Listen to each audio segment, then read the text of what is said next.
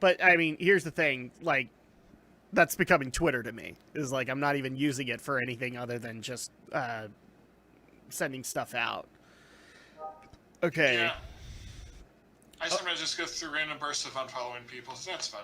yep. All right, so we are live. Welcome everybody to the Geek News. So I am adopting the Geek News moniker tonight. So we are live because Welcome. Geek News. What was that? I finally got on Geek News. You finally did. Yay! We finally found a way for it to work. So yeah, this is going to be a special edition where, as you guys read in the timeline, it is F2020 because we are a day and a half out from ending this year, and it's been a doozy. So at that point, the whole concept of this fun little podcast tonight is we're gonna end the year. We're gonna talk about all of the things that annoyed us, but at the same time, we're also gonna talk about some positives, things that happened to us this year, and maybe even get into what we're looking forward to next year. And so, since you've already broadcast things out, Rising Sun, I'll go ahead and let you introduce yourself, and then I will go ahead and broadcast my shit out because I'm lazy like that. All right. Well, I am Rising Sun Reviews, or whatever insult your actress had to call me. I'm a fan of anime, games, nerd stuff, geek stuff, reviewing stuff, and news stuff, so here I am. Okay, let's see. And I have links which Dracula will hopefully remember to put in the description if he's better than I am. Probably not. I suck at doing I suck at doing descriptions, so it would not surprise me if I forgot to do that. Okay, give me a second. Alright, I'm just going to put up the YouTube link so that people know we're live, and... Okay...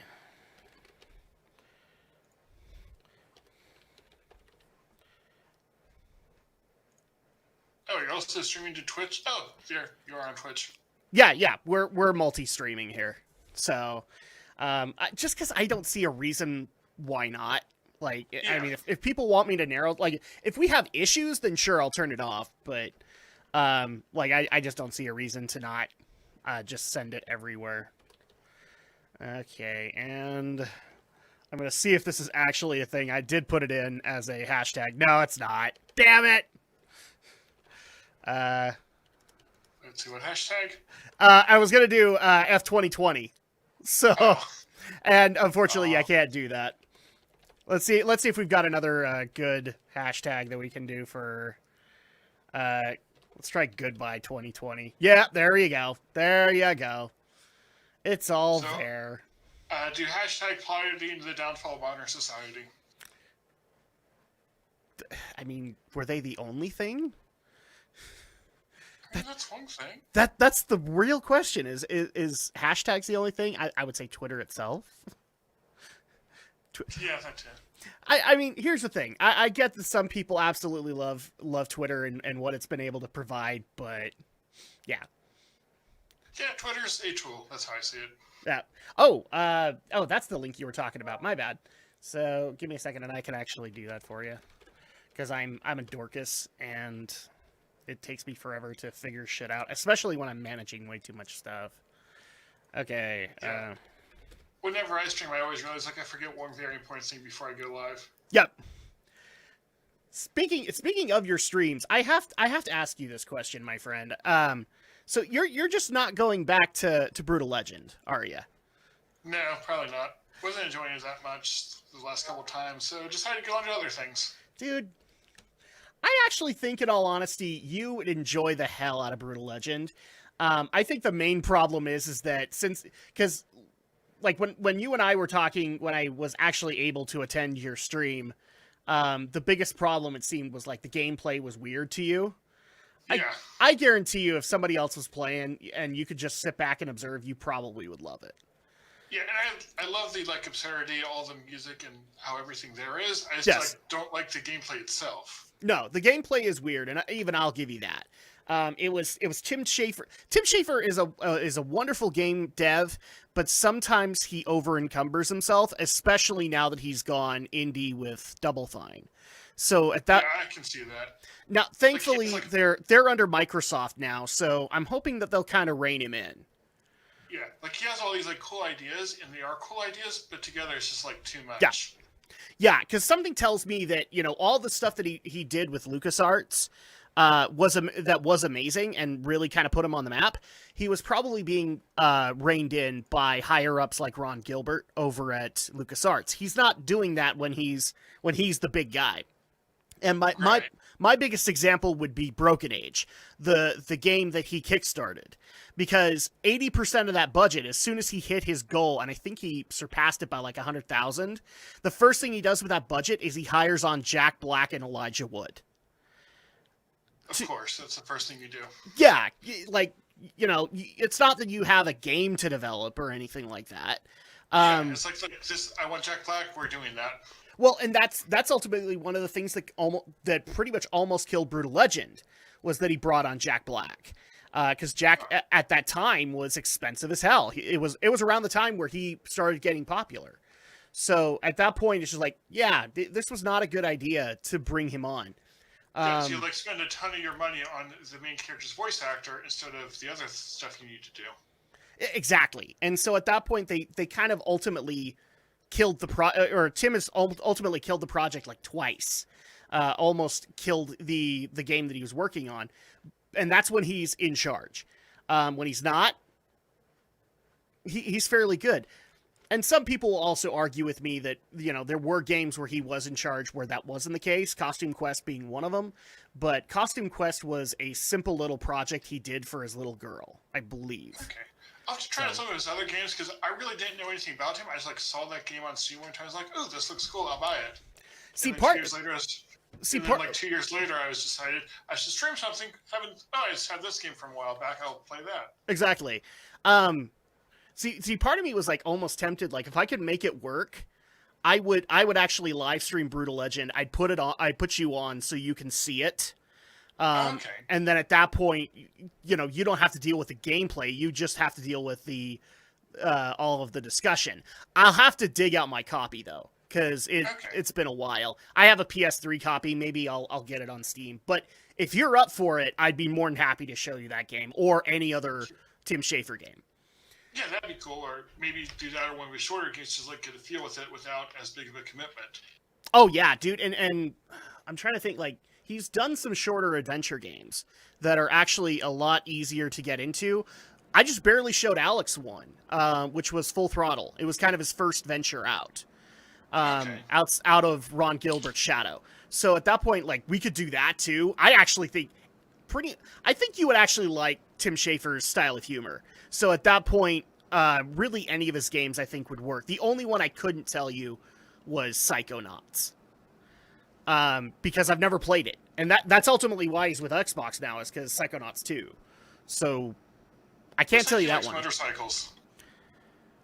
He does like motorcycles. And that's the thing with Full Throttle, is that it's a post-apocalyptic universe with motorcycles. Yep, sounds fun. Let's see. Yeah. It's a classic graphic adventure game from industry legend Tim Schafer, a butt-kicking leader of biker gangs. Yes, and motorcycles, mayhem, and murder. I like it. He even actually brought in a band that was pretty unknown at the time, at least I think they were, called the Lost Jackals, to do a lot of the music for it, and it's actually a really good soundtrack considering. The only thing that's sad about it now is that the guy who played the main character, he passed away like a few years ago. So it's just like, oh, Ben can't come back, and that's sad. But you also have Mark Hamill in the cast, so can you really go wrong? Yes, cast. What was that? So that is a solid cast to have then. Yes, exactly. And this is around the time where the Joker hype was really in for Mark Hamill. So he was able to get in a lot of really great projects that a lot of people don't know he did. And some of them were games. Huh, okay. So, yeah, we'll have to talk about this later and see if we can actually make it work, because I'd have no problem showing you any of those games. Yeah. I'm pretty much a lover of all of his games. Even Broken Age, I like. I just have some issues with it, just where the budget went. Because in all honesty, Broken Age could have been a ton better, and it actually could have been about 5 games with how much money he was given. So unfortunately, it's only 2, and a majority of that is because Elijah Wood plays the main character. He was like 80% of that budget, and Jack Black has a few lines. So both are He equally likes those voice expensive. actors. Yeah. He's friends with Jack, but I think this was his first time meeting Elijah. And so at that point, I think that was the first time they had worked together. But him and Jack knew each other from Brutal Legend, as well as I believe they were friends at that given moment. Okay. So, yeah. And again, I don't have a problem showing you any of the other stuff. Like Grim Fandango is probably considered his one of his greatest works, and even that I think you'd enjoy. But first things first, I want to make sure that because I talked about this in the stream last night, and I'm going to go ahead and adhere to it with us, is that there is a rule to get on this stream, to get onto this podcast, to just shoot the breeze, and that is very simple. It's actually inspired by you, Rising Sun, and that is you need to find 2 things that were positive that happened to you in 2020. We all know the bad shit that happened in 2020, and we'll roast it. But 2 things that happened to you in 2020. Well, I mean, I kind of got a 3-month vacation from work to play video games. You did, and that actually is a plus. Yeah, I mean, I work as an engineer, and a lot of the stuff I work on, I have to do at work. And then COVID happened, and they're like, okay, stay home for a couple weeks while this blows over. Yeah. And then that getting extended, and then we went back part-time, and yeah, so I had a lot more free time to do other stuff and do what I could from home, which wasn't much. Mm-hmm. Yeah, because if I remember correctly, you're traveling a good portion of the week, aren't you? I used to. Before COVID, I was traveling once or twice a month to different places my company works with. Yeah. So at that point, you didn't have to worry about going to the airport once a month. Yeah. And you just got to sit back and play video games for a living. Yeah. I think it was the week before they announced the shutdown for my company. The week after that, I was supposed to go to Baltimore, and they're talk to my coworkers, is this trip still on? Yeah. And, the director of our building came in and said, okay, cancel all travel for next week. I'm figuring this out. Yeah, that makes sense, especially with around the time of COVID and Baltimore itself. Yeah. That wasn't going to work. Yeah, and we had been talking about for a while, we weren't exactly sure. Okay, will this happen? Are we going to do something different? Yeah. No, I had friends that were kind of in the same boat. They were either coders or engineers themselves, and they didn't travel, but they all of a sudden they were just yeah, you can't come into work today. Well, why not? I'm not sick. Well, we got to shut down for 3 weeks. Yeah, our director gathered us all in a big conference room area and basically said, okay, make sure I have everyone's phone number and email. Here's how we're communicating via Slack. See you in 3 weeks. Yeah, I didn't even think about that.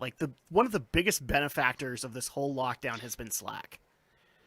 Oh, yeah. Because they had to use Slack. I mean, I know a couple of companies that went to things like Discord to be able to do their job, but Jiminy Christmas, Slack must have been one of the busiest office platforms this whole year. Then we got Microsoft Teams set up, which had some more security features we like, so we've been using that some. Mm-hmm. Okay. And the one thing I also kind of want to point out, I mean, obviously you can give another positive here, but another thing that was kind of a downside for you, I noticed in the video you made, was, simply put, you were a lot of the stuff you were looking forward to in the year, you couldn't do anymore because you actually had a lot of cons you wanted to go to. All of them got shut down. Yeah, if it weren't for that, I would have been at an anime convention. I would have been preparing to leave for it today. Yeah, actually, no, that makes sense. Yeah, because it was right over New Year's, and I was okay, that'll be a good way to end out the year, hang out with friends, spend the first New Year's with my friends in Texas I've gotten to do. Mm-hmm. And that was actually one of the cool things that you guys still found a con to be able to go to. Did not find a con. it was like September. It was like, I'm going to go see my friends in Texas one way or another. That's right. That's like, right. Yeah, like a message I'm saying, would this weekend work? Okay, I'm booking my ticket. We'll figure it out from there. Yeah, and frankly, that's the way to do it, honestly. Yeah.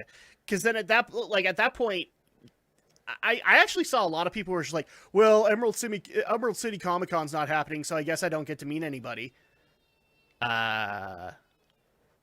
You live, and these people we're talking like lived within an hour of Seattle, and it's like, you can't drive there. Well, I don't really have a reason to. Go see your friends. Yeah. Hotel for a couple of nights, and like, it so happens I keep meeting online friends from like the Texas area. Mm-hmm. So like spent a couple nights with my anime friends. Drove to another part of Dallas, saw a couple other friends. Got to meet my friend's giant dog who loved me and was sad to see me go. Oh yeah. I mean, the comparison that I have is I want to say it was last year. I believe so. Last year, my WoW guild, who does like a yearly meetup, but most of the time it's in Canada or the Midwest. Okay. And so like they get together because they have all known each other for years. At that point, we're actually fairly new to that group, and they actually decided because one of our local members was getting married, they were going to host the get together here, and they got an Airbnb and they brought out as many people as they could, and we celebrated the wedding as well as getting together to see each other. And oh, nice. Like this is my comparison. Is like all of a sudden out of nowhere, we find out that the guild is here and we can all meet up and we can talk to each other. And a lot of the friends that I had that I couldn't really see now because of my kids, they were flying from the east coast of the United States to come here. And I actually got to have a nice little meetup with them. Like some of them I raided with years ago. Yeah. And we got to just have a good time talking about, the raids that we did or the games that we're currently playing. Yeah, I have one friend in Texas who I met through WoW, and like I've met her twice, and like her and her family who also play. And I think we very much confused the wait staff at the restaurant we met at. Yeah. Like talking about WoW, being super excited to see each other. We should do that more often. Dude, I didn't even think about doing that until probably it wasn't the Relic meetup, but it was a couple of years ago when my old guild, like my first guild in WoW, the guild masters got married, and they actually invited me out to be best man as well as my wife to be one of the maids of honor. And so it's just like, cool. Okay. Well, and it made sense too, because like I knew both of them pretty well. I was basically the third in command of the guild. It's funny too. I was just like this little schmuck. I didn't know anybody, and I did one good thing to one guildie and immediately got promoted to officer. And from there on in was like one of the most trusted people in the guild. I'm like, I don't know why you trust me. I'm such a basket case. I mean, do you trust me? Good point. Okay, question is, do you trust me, and should you trust me, and are the answers different? Should I trust you? I don't know. Is there hentai anywhere nearby? I mean, my one friend was almost going to mail me a hentai coloring book. Oh yeah, those exist. That actually does exist. Okay, a funny story related to that. So my company's health insurance mailed us a thing of stuff to de-stress with. I did not know they were mailing it. A box just showed up on my door. I open it and I see a coloring book. I knew my friend had considered mailing me the hentai coloring book. I was like, wait, is this from her? They mailed it. Wait. They mailed it to your office? No. Okay. My house. Okay. For a second there, I thought I heard office. I'm like, oh, how do you open that? No, it was a normal coloring book, no hentai. I think I haven't opened it up yet. But, all right. But it was a stress ball and a couple other things. I was like, why did they tell me this? Yep. No, I totally get that one. Because at that point, it's just like, huh. But the cool part is with stuff like that is you get reminded of the conversation. Yes. It's like, oh, and then it's awesome at that point. But until then, you're just like, what? Well, then I was able to contact my friend and say, hey, so you remember this thing you had? I thought you actually did it, and here's what happened. All right. Well, I should probably point this out really quick because we have RPX in the chat. Welcome, by the way. So he has the only really real question is, do you have a Klondike bar? I have some ice cream in the freezer. Does that count? Because there is no trust without Klondike bars. I need to get the Klondike bar. I'll be back. I guess while he's off taking care of that, I'll just go ahead and get into my positives here. Actually, I kind of feel bad because this year was far more positive for me than a lot of my personal friends. I had a lot of friends lose jobs this year, either because a store chain had to shut down or stuff like that. But for me, I actually, about a month after the initial 3-week lockdown, I got a job, and I got a lot of congrats. Damn you, but congrats that day. Yeah. So at that point, I did get a job, and I've been able to upgrade that job technically twice this year. So at that point, I'm very happy for that. And also, this has been one of those years that I've actually been able to follow my own very vague, but still New Year's resolutions. Nice. Yeah, I didn't make one of those New Year's resolutions of like, I'm going to lose 10 pounds or whatever. I instead just kind of made things that were attainable and just stuck with those. So I had a cooking goal, and then I also had the goal of trying to get a job in 2020 because I needed something to kind of ground me. I had been out of the workplace for a long time, and so getting a job was kind of a bigger mountain to climb than I thought it was going to be. Yeah, technically, to give people a sense of this, because I do get questions on it, I technically have my last job before the ones this year was back in June of 2009. Oh, okay. So you've been out of the workforce for a while. Yes, because in June of 2009 was when my dad's health took a very huge dip. And so at that point, you could technically say I was hired. I don't say it that way, but I basically became like his primary caretaker for a while. And that happened along with college. And eventually we just got to this point where in 2019, I was so burned out from YouTube that I just decided, you know what, I really ought to have something that grounds me. And the first thing that came to my mind was a job. Yeah. So at that point, and I also like getting the occasional people like, oh, you just work at a normal place? Wow, you must be such a loser. What do I care? I'm earning money. Yeah, like my job might not be the best, but the pay's good, so I can't complain too much. Exactly. Like, I mean, am I probably earning what you're earning? Probably not. But at this point, that's not really what I want out of it. I'm getting paid. And so it doesn't necessarily matter because $5 an hour is better than $0 an hour. But then also I get to go somewhere and do something else, which then gets me not thinking about anything creative.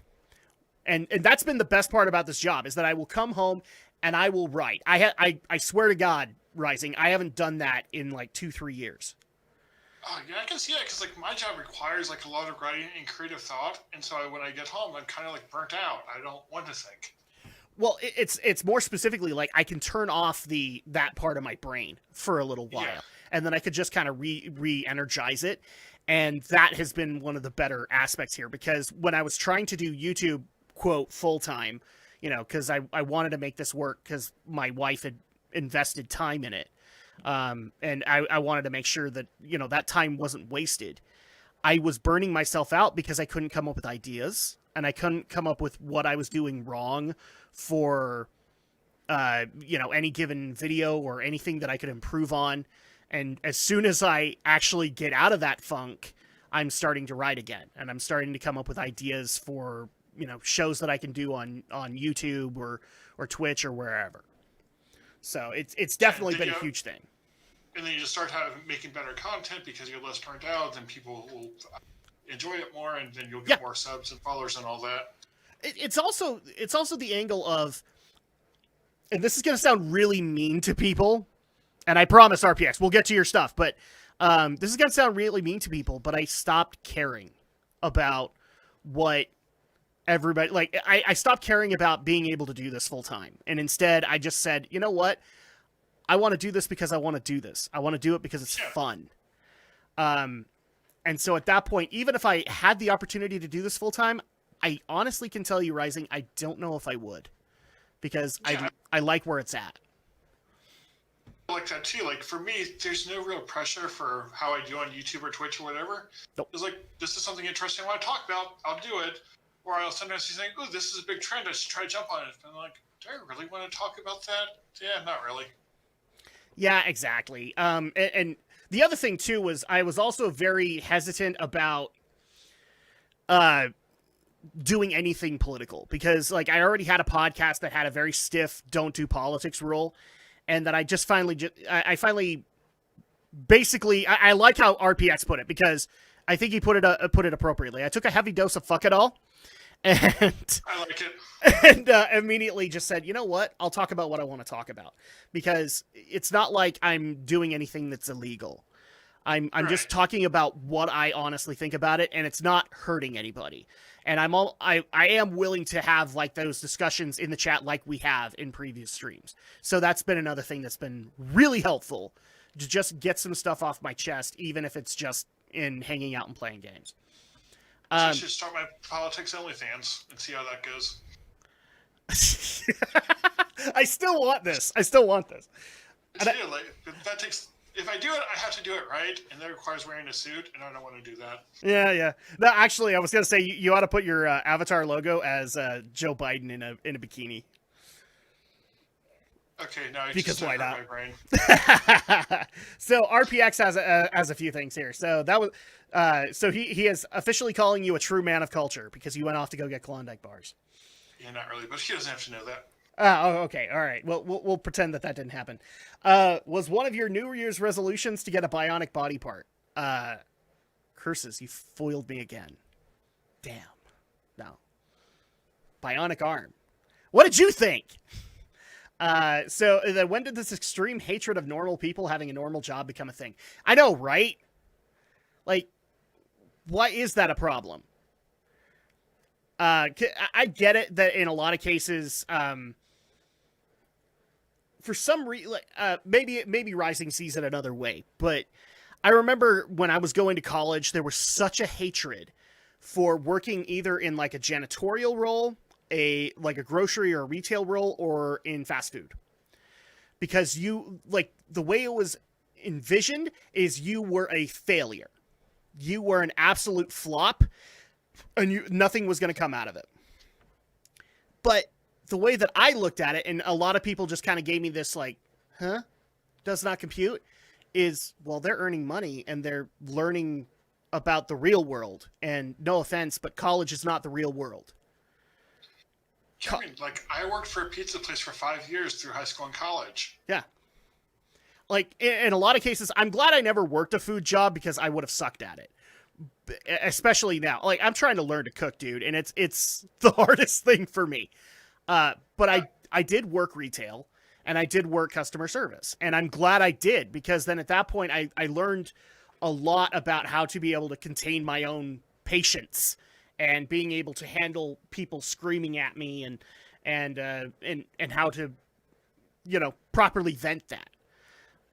So at that point, I'm not disappointed at all when people go and do these jobs, because they're necessary, B, you're getting paid for it, and C, you're getting real life experience, which, I'm sorry, but no academic environment is ever going to give you that.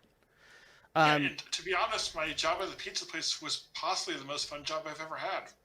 Yeah, that's the other thing that's really funny, is that you look back on some of the jobs you've had, and then you go, wow, when I was working it, I thought it was absolutely horrible. But now that I look back on it, I was having a lot of fun.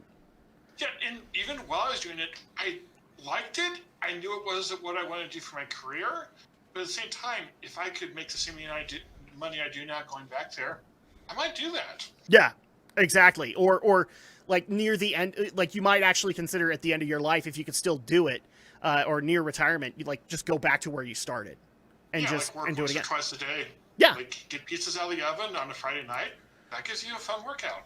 Exactly. And that's ultimately kind of how I just started to look at jobs. And one of the things I ultimately like is that even though people give me crap like you work a delivery job, I don't care because I'm out there, I'm getting a workout in, I'm being able to not only strengthen my body but also my mind because a lot of people don't realize this, but when we go out and deliver packages, we usually have like a headphone in our ear and we're listening to podcasts or audiobooks or whatever.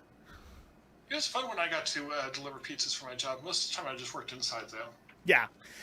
Well, I mean, the most inside that I have to work right now is just in the warehouse. And then at that point, my time is my own as long as I get things done by like 9 o'clock. But, I mean, I worked at a movie theater for years, and I don't like how it ended, but like my first 2 years there, I ultimately loved. Because I actually got to be there during really difficult times. For example, when the first Harry Potter movie came out, and no movie theater anticipated how popular that was going to be. It's kind of fun when everything goes wrong. Yeah, and I got to be there for all of it. So I was there for the first Harry Potter, the first Lord of the Rings, Star Wars Episode 2. I got to see my movie theater make tons of horrible decisions, and we just got to sit there and learn as we went. Now, going through that, it was horrible, and I acknowledge that. But now looking back on it, it's like, wow, we had a lot of moments where we just kind of fell flat on our faces, and then we learned not to do that again.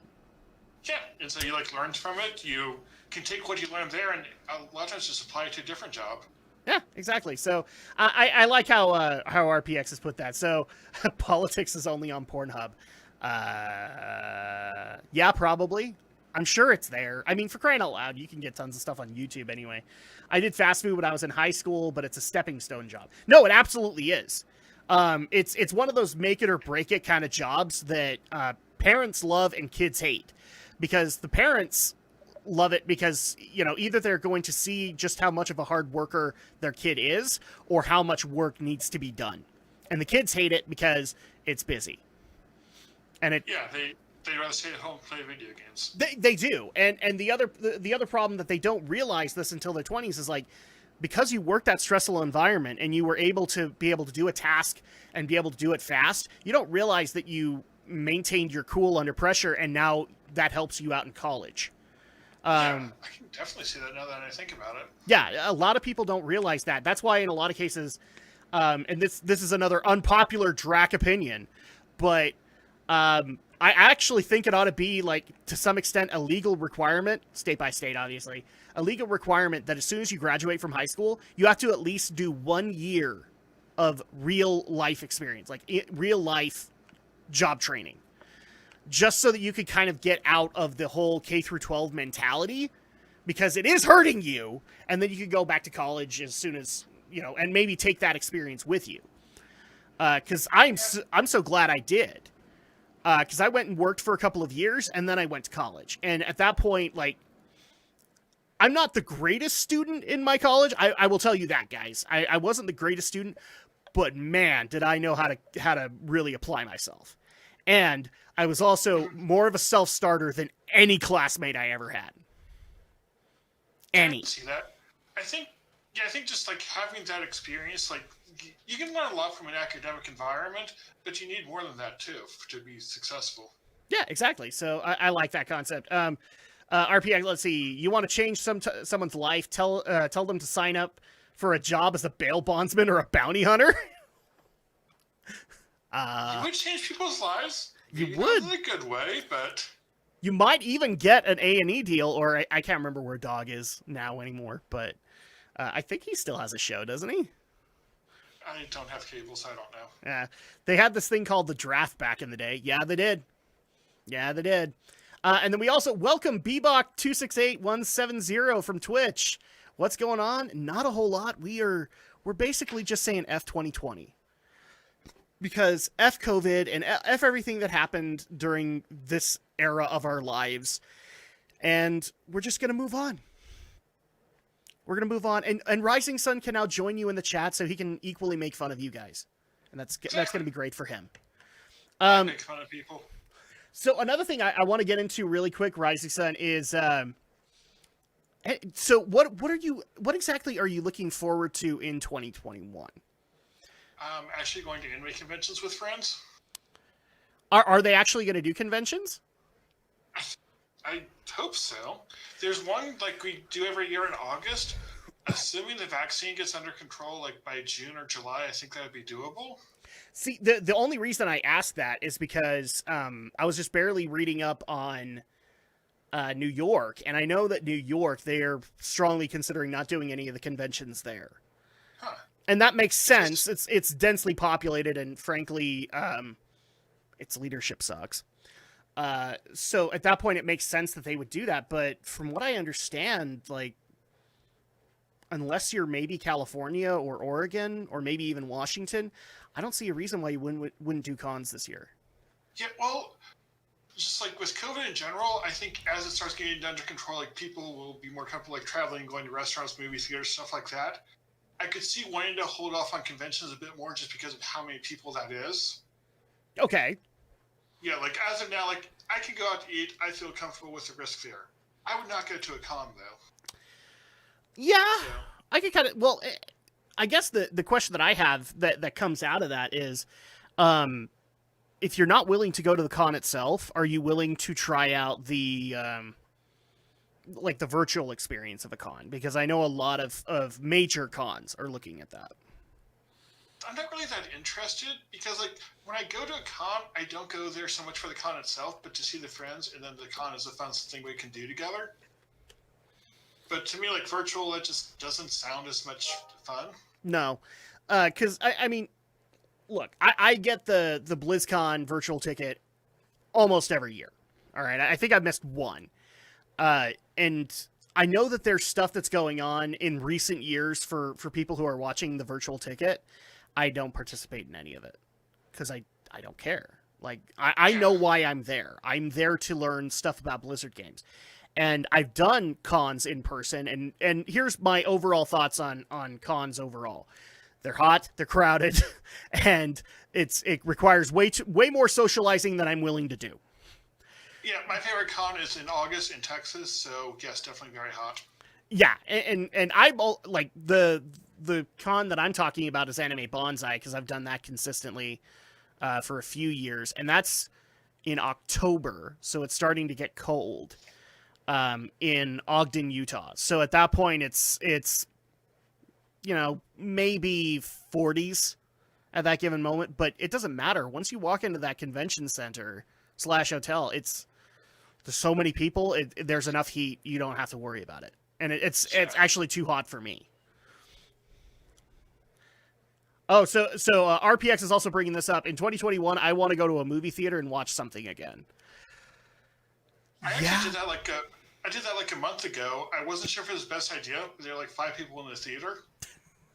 Yeah, because they had to enforce the social distancing, right? Well, not even that, just no one was showing up. Nope. Because so I was like, okay, this is safe. It's a sad thing, and I have to admit, like, part of me is sad about it, but I also contributed to it. The streaming services being able to bring a lot of the stuff to my home has been a godsend to me. But I'm not the average moviegoer. So at that point, it didn't hurt too much from my end because I wasn't really going to go to too many movies this year. Okay. Well, the only one I went to is the Fate Stay Night Heavens Feel, like the big conclusion to that series. Yeah. They're showing it in theaters for like a week. So I was like, I really want to see this. And that was the only way I could without waiting like 6 months. Yeah, because I'm even trying to think about like what movies were coming out this year that would have actually got me out to the theater. Wonder Woman would have, but that got delayed, and so now it's just up on. Was this the year that Sonic happened? The Sonic movie happened, or was that last year? I don't know. Maybe it's like early this year because I don't think it was during COVID.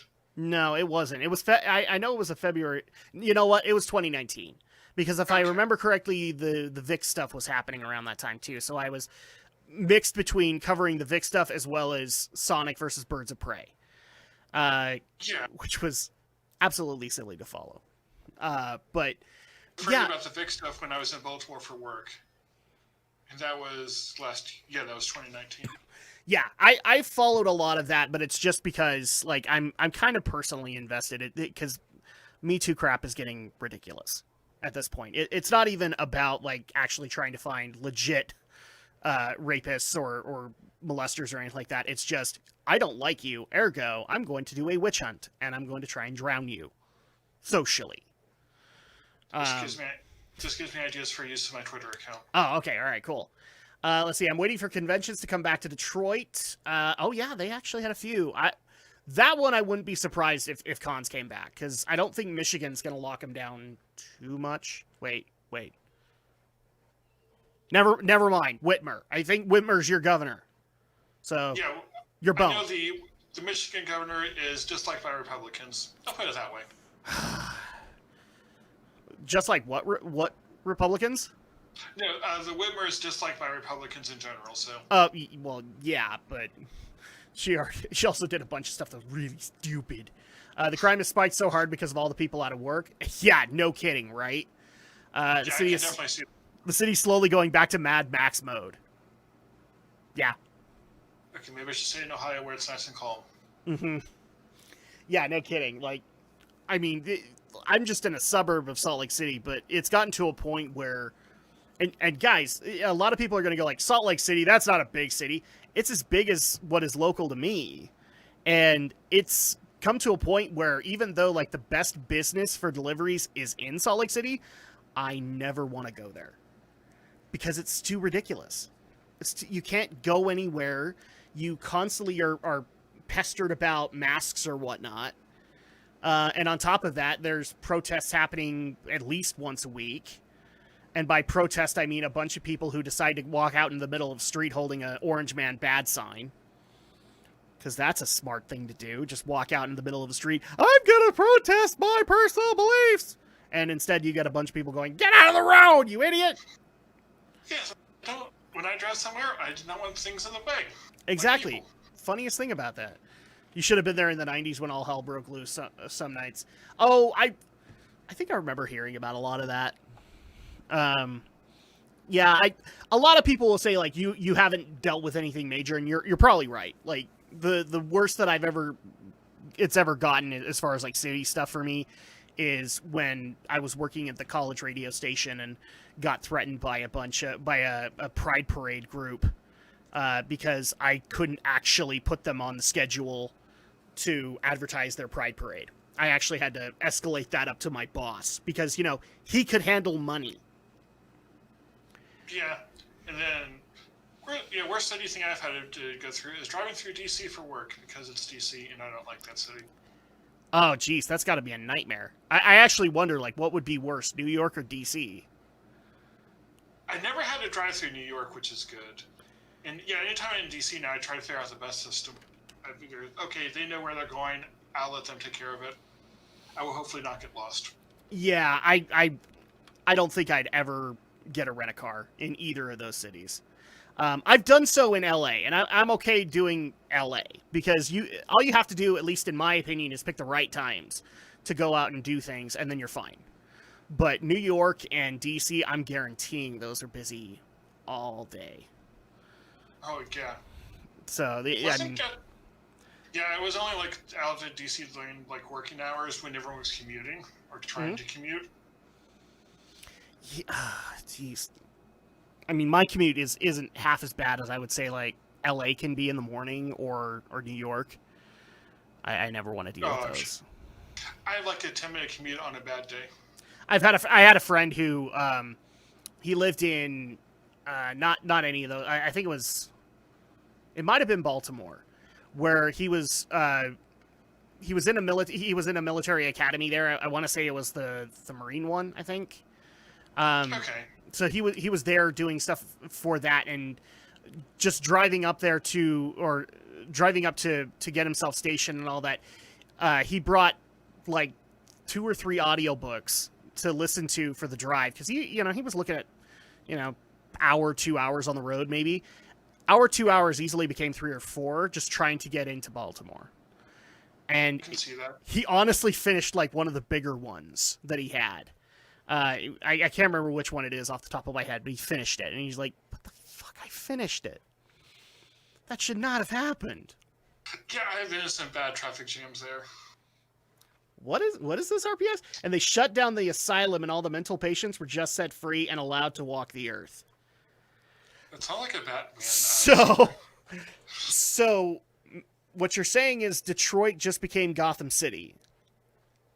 Yes. And Arkham Asylum has just been emptied, and now it's time for somebody to dress up in a bat suit and go get them all back. All right, I know what I need to do. The Bat Son. So you had to just become part of the homeless population. Then you had the criminally insane. Yeah, no, right. And the homeless population, I believe, in Detroit is still spiking, isn't it? It's pretty high. The only one I've heard that is equally high or higher is California. I don't have to deal with it that much, which I'm very happy about, but oh man, I'm very happy I don't have to walk around San Francisco and worry about stepping in needles and poop. San Francisco was nice the one time I was there, but that was for like 1 hour. Yeah. I have relatives that live there and are begging to get out. Begging to get out. I'm happy living in the suburbs. I do not want to live in a big city. No. Yeah, one of them has like a little house just outside of the city, so it's not officially the suburbs. So unfortunately, they have to get counted in all of that crap. And the person that actually lives there, he came up to me. He's like, "Dude, the saddest day of my life was when I had to get that poop app. So that I could avoid all that stuff when I was going to work." He's like, well, I mean, what's more sad? The fact that you had to get the app, or the fact that somebody had to create the app? Yeah, the fact that the app exists for a reason. Yes. The violent, criminally insane. They didn't just become part of the criminal population. They straight took over. Oh no, I'm not surprised by that. So that is Gotham. It is Gotham City. Whoa. Oh, hold on. Crap. Okay. Hold on a second. Sorry, guys. I gotta fix this really quick. Okay. I might actually have to do it this way.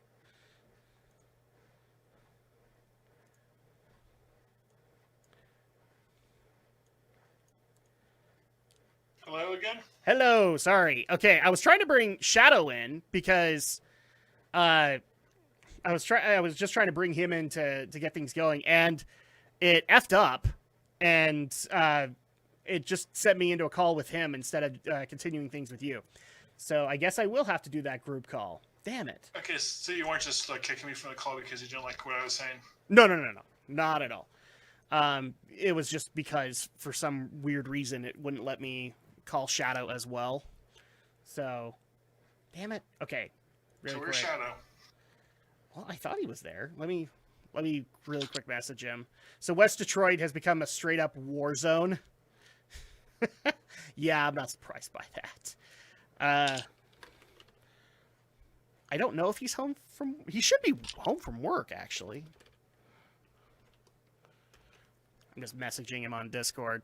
So I will say one thing really quick that I am looking forward to in 2021 is I am looking forward to not giving any support to AAA gaming whatsoever next year. I'm just done. I'm officially done trying to be the parent for AAA gaming. Yeah, weren't you talking about that like last night or the night before in your stream? Night I was watching. I did, and that's... I probably talked about that as well as on Monday night, because I am actually really excited about this decision instead to focus more on indie gaming, because in all honesty, I've actually enjoyed some of the conversations I've had with indie developers, and when I've been able to get codes or be able to try out beta builds, it's been amazing. So I'm actually really excited about doing that. That would be interesting, like to stream a game and you also like kind of know the developer and can like get their insight on it too. Well, the other thing I will tell you right here now that I love out of the concept is being able to bring them on. Because a lot of people don't realize this. When you have a really good indie developer, they are amazing talks, too. Like, I've lived around programmers and engineers my whole life, and a lot of people don't realize that some of them are, as you could probably point out, Rising Sun, are very nervous, very antisocial. They or socially awkward is probably the more appropriate term. But once you can get them going, you can actually have some really fun conversations with them. Yes, that's like I had one coworker who you could never have a short conversation with him because it would go for at least half an hour. But one of the things I've loved about it is, like, programmers have such an interesting way to look at life because they have to look at it from an analytic standpoint. And so at that point, it's just like, okay, so I'm looking to make a game. So I actually have to look at, how the world works so that I can actually accurately portray it. And so at that point, you have the funnest conversations out of it. Before I was an engineer, I did programming, and then I kind of fell into this job that I still like have that mindset for stuff. So I like look at it this way, saying, okay, here's your final product, here's all the building blocks, how you get there, all the different decisions made. And video games are like more complicated than anything I've ever done. Well, and on top of that, the other thing that I like about being able to talk to some of these indie developers, because the ones that I talk to specifically are 100% passion. They are just trying to make a game because they wanted to make a game their whole life and they just want to be able to put it out. And at that point, you also get like really humble conversations from them.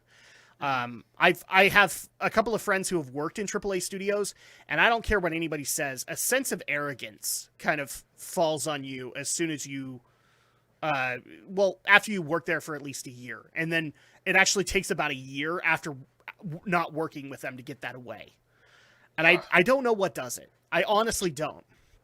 Because I feel like if you are going into video games, it has to be because you're passionate about it, because there are so many other like programming jobs you can get that are just better job-wise. Which the sad reality is that AAA developers know that, and they exploit it. Yeah, they say, oh, you want to work for EA and make video games? Like, yes, everyone does. Okay, we'll pay you like half what a normal programmer makes or whatever. And make you work twice as long. Before anybody brings this up to me, yes, I know.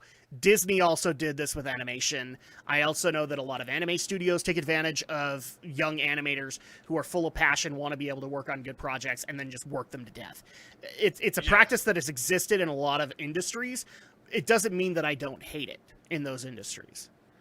In fact, one of the things that I love about where everything is in the world is the fact that you can go independent and it is viable. Right. Like people like Butch Hartman don't have to rely on the whims of Nickelodeon to be able to do something if they don't want to. Yeah, he has like his own fan base, and then he can leverage that if he does want to go work for them. Saying, okay, I'll work for you. I have this fan base. I'll bring them with me. Yeah, but you have to agree to like these conditions. But the other cool part about this, and this is where some people might get irritated with me, is I don't care where you stand on Ethan Van Sciver. The fact that he was able to make a comic that he had poured his passion into, and the industry screamed at him to be able to not do it, I am so happy that he was able to do his own indie comic, and he's now been able to establish himself as an indie comic creator. Because at that point, that's the other problem. If you were going to go do comics at all, like write them or animate them or color them, you were getting exploited by Marvel and DC and even Image. And so at that point, a lot of those creators have basically said, screw that. We're out of the, now that we're out of the industry, we're going to make what we want. And our fans will come with us and support what we want to go work on. And Marvel and DC don't like that. You can definitely see why they wouldn't like it. They like having that like monopoly over both the viewers and the creators. Yeah. When in reality, it's not like you can say you buy a DC comic, you're not buying it because you like DC. You like it. You buy it because you like the comic artists and their what they're making. RPX, I will say in my defense, by the time Todd McFarlane did that for Spawn, I was a kid, and so I wasn't necessarily too appreciative of it in that when it was happening. But now, as an adult, I appreciate what Todd McFarlane did. I appreciate what EVS has done. Whether you like him or not, I appreciate that he's been able to make a passion of his into something that makes a lot of money. In fact, like, I just barely saw an interview with him from Nick Rekieta, where he was talking about his new project, Rainbow the Brute. Basically, it's a guy's comic making fun of Rainbow Bright, if anybody knows what that is. And I love the idea so much. I'm like, I'm not even a big comic reader. I want to support this because I love where the idea is coming from. Yeah, I honestly have no idea who he is, but I just like the idea of people going out making stuff that they want to make because they can. Yeah, I would love to be able to create something of my own two hands, but in a lot of cases, what I'm more interested in is being able to help create something. That's why I went into things like voiceover, and also being able to showcase things through reviews. So at that point, like I'm wanting to help out in that regard. I don't necessarily need to create something with my bare hands just yet. So Yeah. I don't get what the big deal with EVS was. EVS pissed off the right people. That's what happened. I don't know half of what happened with Comicsgate, just as much as I don't know half the crap that happened with Gamergate. Here's what I know happened. The right people got pissed and butthurt and complained about it all over the place, and while they were complaining and being butthurt, they gave power over to the people they didn't want to have power. Yeah, basically, That's it. If you complain about someone, that just gives them attention, so... Exactly. And so at that point, the best example here is the gaming journalism portion of Gamergate. I promise we won't just talk about games, Rising. We can talk about anime too. But for Gamergate, the fact that we all realized that a bunch of gaming journalists were having a giant circle jerk, and were only ever sharing thoughts about games or thoughts about the industry with themselves, instead of talking to, the little guy, the one that contributes to it. It just eventually showed through their writing, through their actions, just how much they cared about that. Someone joined. Yeah. That's Shay? It is Shay. Shay, are you with us? Hi. Hey, Shay. Oh my gosh. It is the Shay. It is I. It is you, indeed. Welcome. Are you here Right? are you here to say F 2020 with all of us? Yes. Very cool. Very cool. 2020 had some good parts and also some bad parts, obviously. Well, I'm gonna go ahead and adhere to the one rule of this podcast then, Shay, which shouldn't be a problem for you. Name 2 positive things that happened to you in 2020. Oh, 2 positive things? Yes. We're not talking about lockdowns and riots and all that stuff. We're talking about the positive things that happened. Well, I mean, we'll roast those, but So I technically kind of have like 3. So go for it. Go for it. one of them was that I finally moved into my own apartment. My fiance and I got our place at the beginning Nice. of 2020.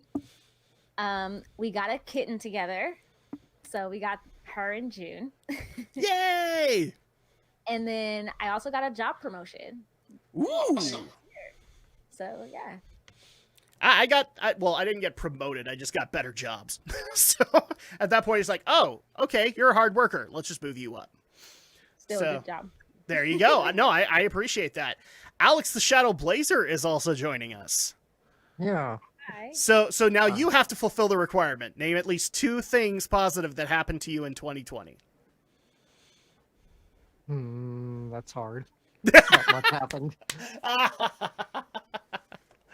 Also, Drac, do you know you still have Discord showing on screen?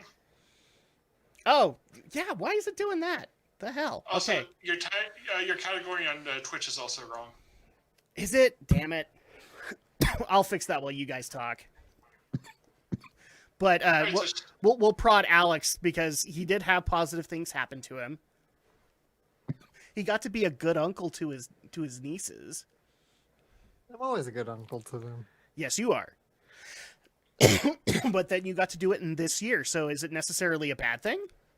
I guess not. No. There you go. So I helped you out with that one. Let's fix this, shall we? Okay, so that's one. So, what else made yours so special, Shadow?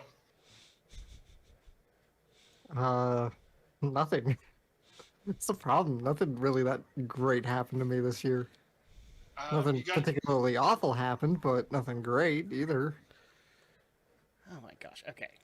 This is becoming a real issue for me, but well, I mean, we had some fun times. We got to do some live streaming and all that fun stuff. Yeah. So that would be something. Yeah. I'm not knocking so Alex, he's I fine. promise. You know, unfortunately, you know, he's very much just in his shell. So at that point, it's hard to get him out of it. So I have to prod a little bit. How many like special video games or anime or movies or stuff you enjoyed this year? No, here you go, Alex. You got to throw Rising Sun in the volcano.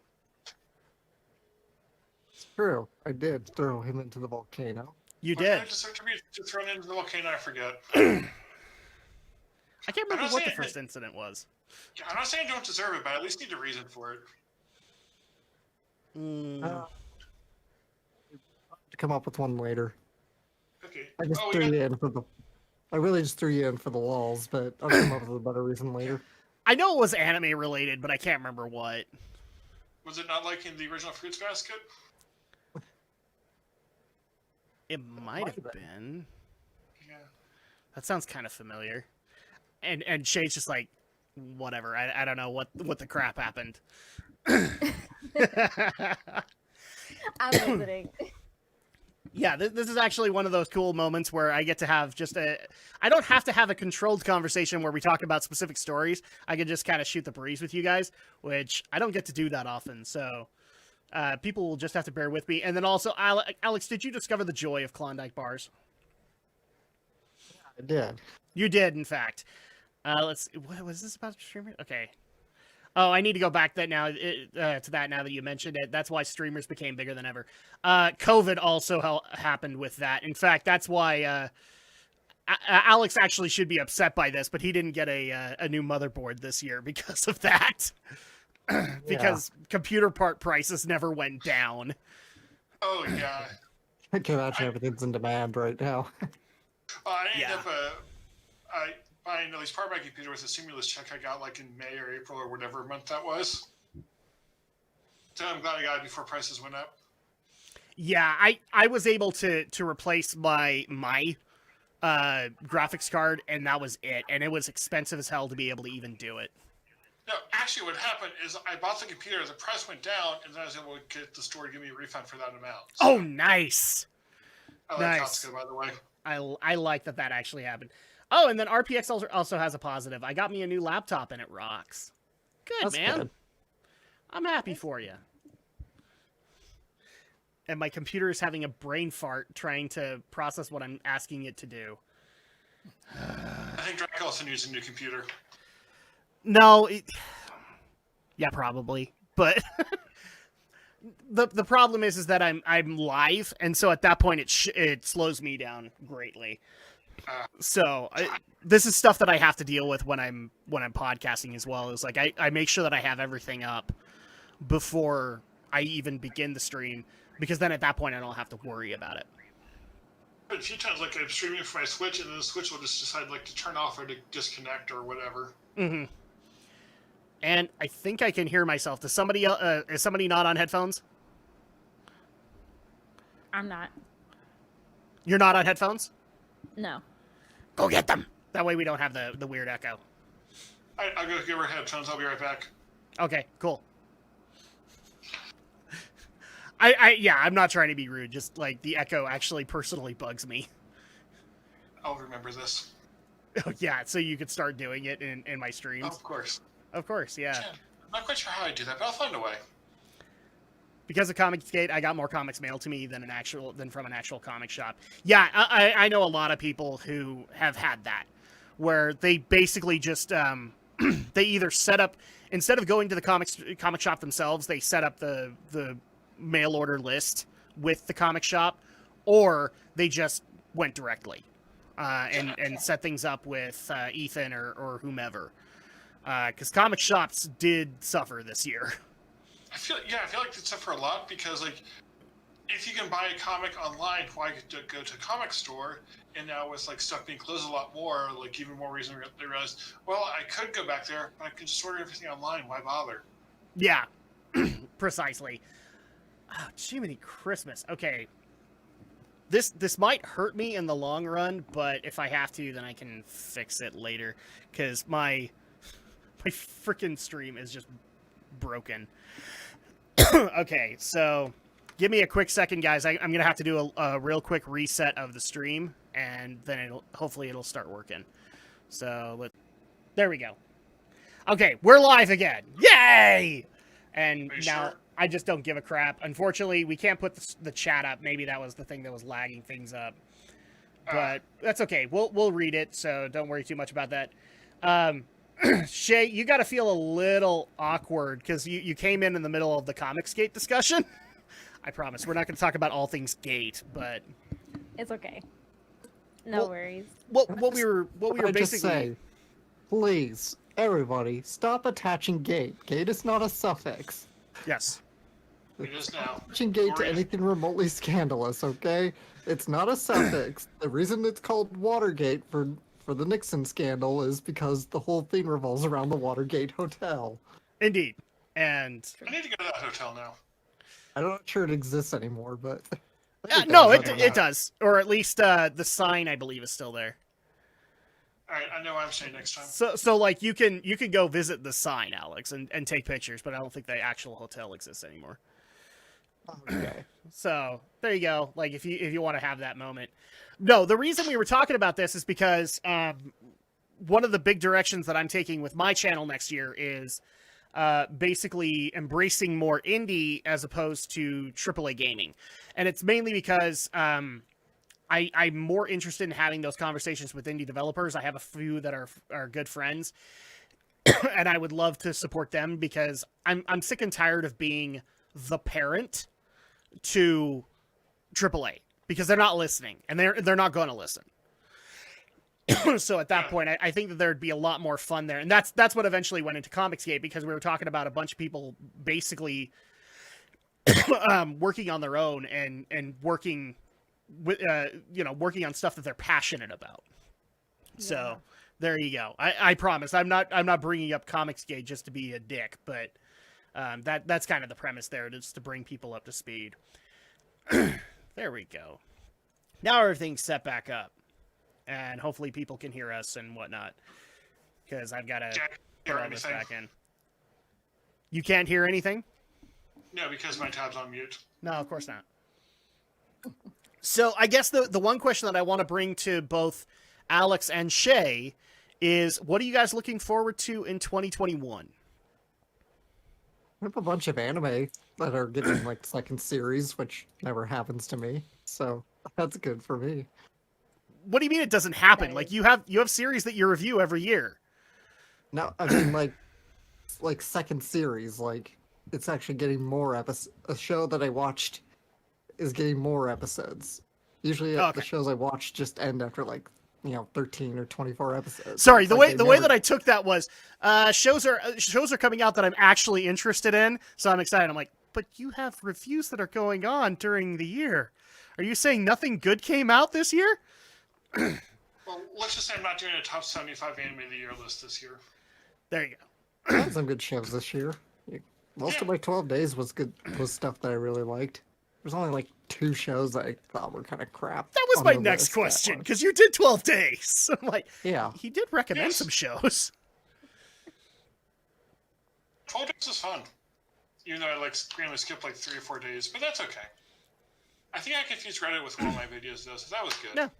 So what's one thing you're looking forward to in 2021, Shay? I don't know.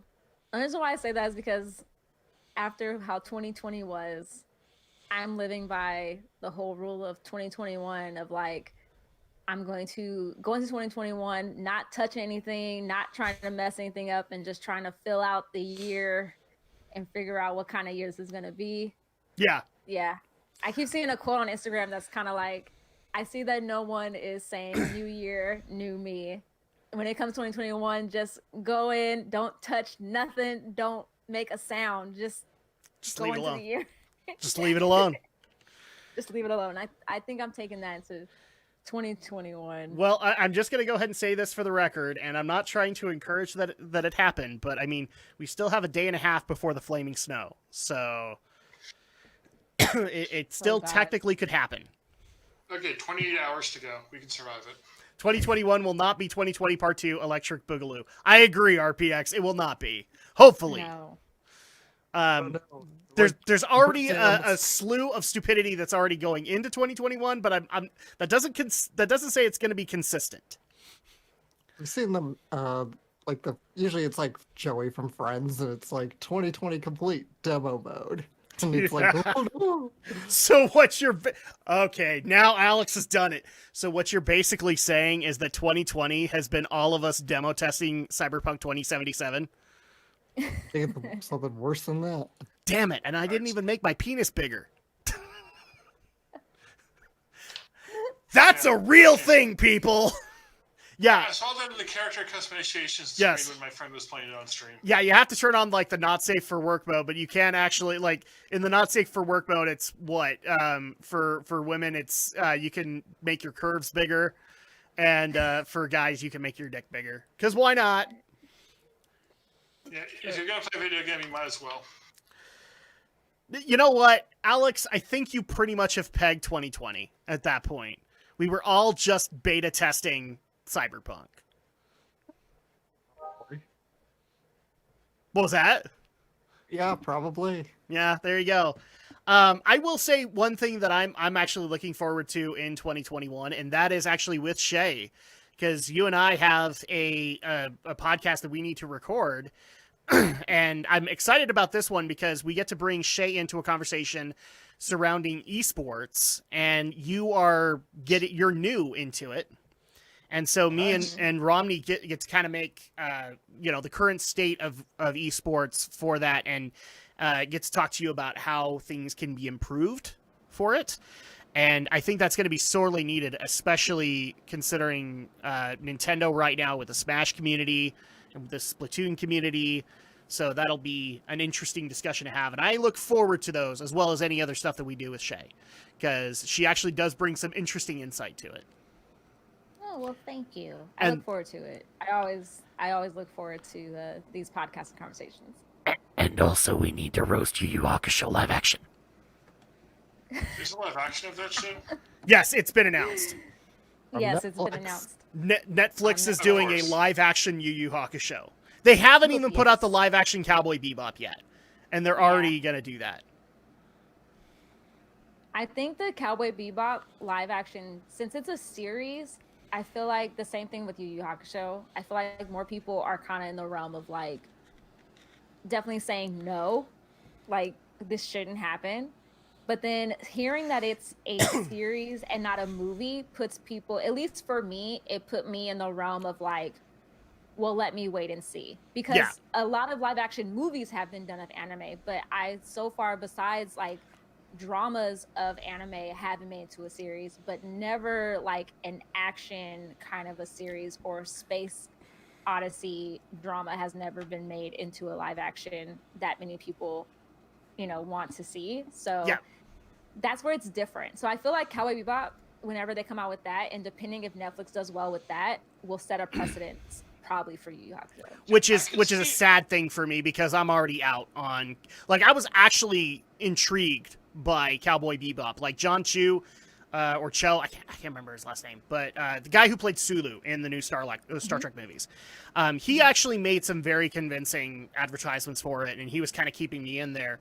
But I just barely read the story about how they had cast a lot of the side characters, and they have basically decided to take one of my favorite characters, Grim, from Jupiter Jazz, and instead of playing him the way that the character was actually intended, a soldier who got captured and then experimented on during his imprisonment on Mars, I think it was.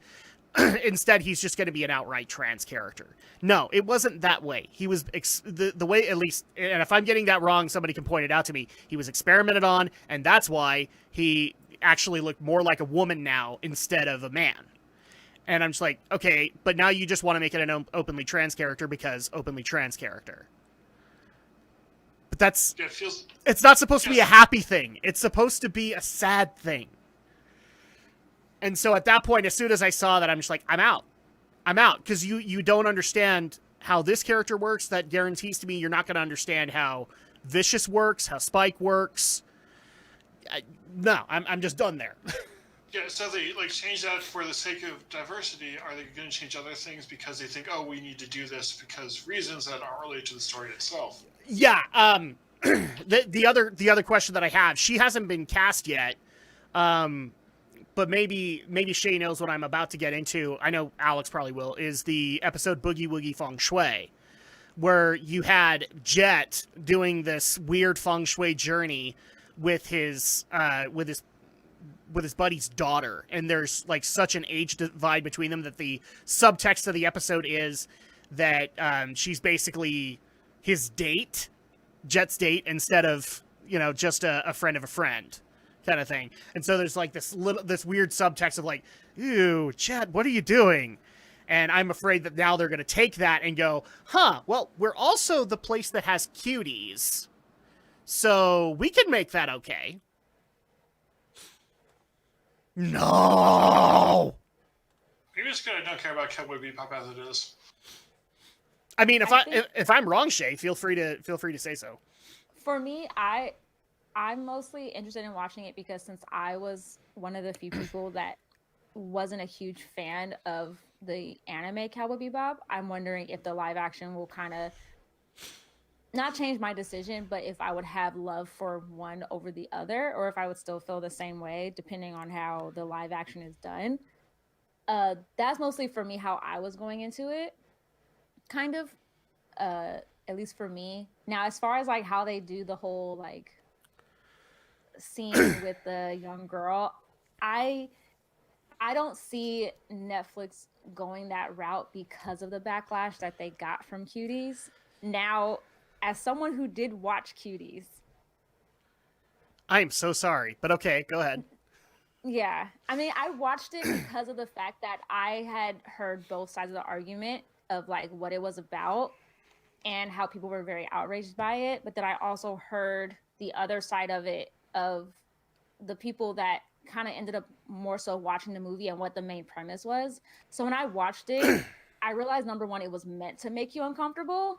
And then number two, that it was definitely a shadowing of kind of society as a whole and how young girls are kind of not sexualized, but the stuff they see makes them try to be or try to emulate that, especially with like Instagram and stuff like that.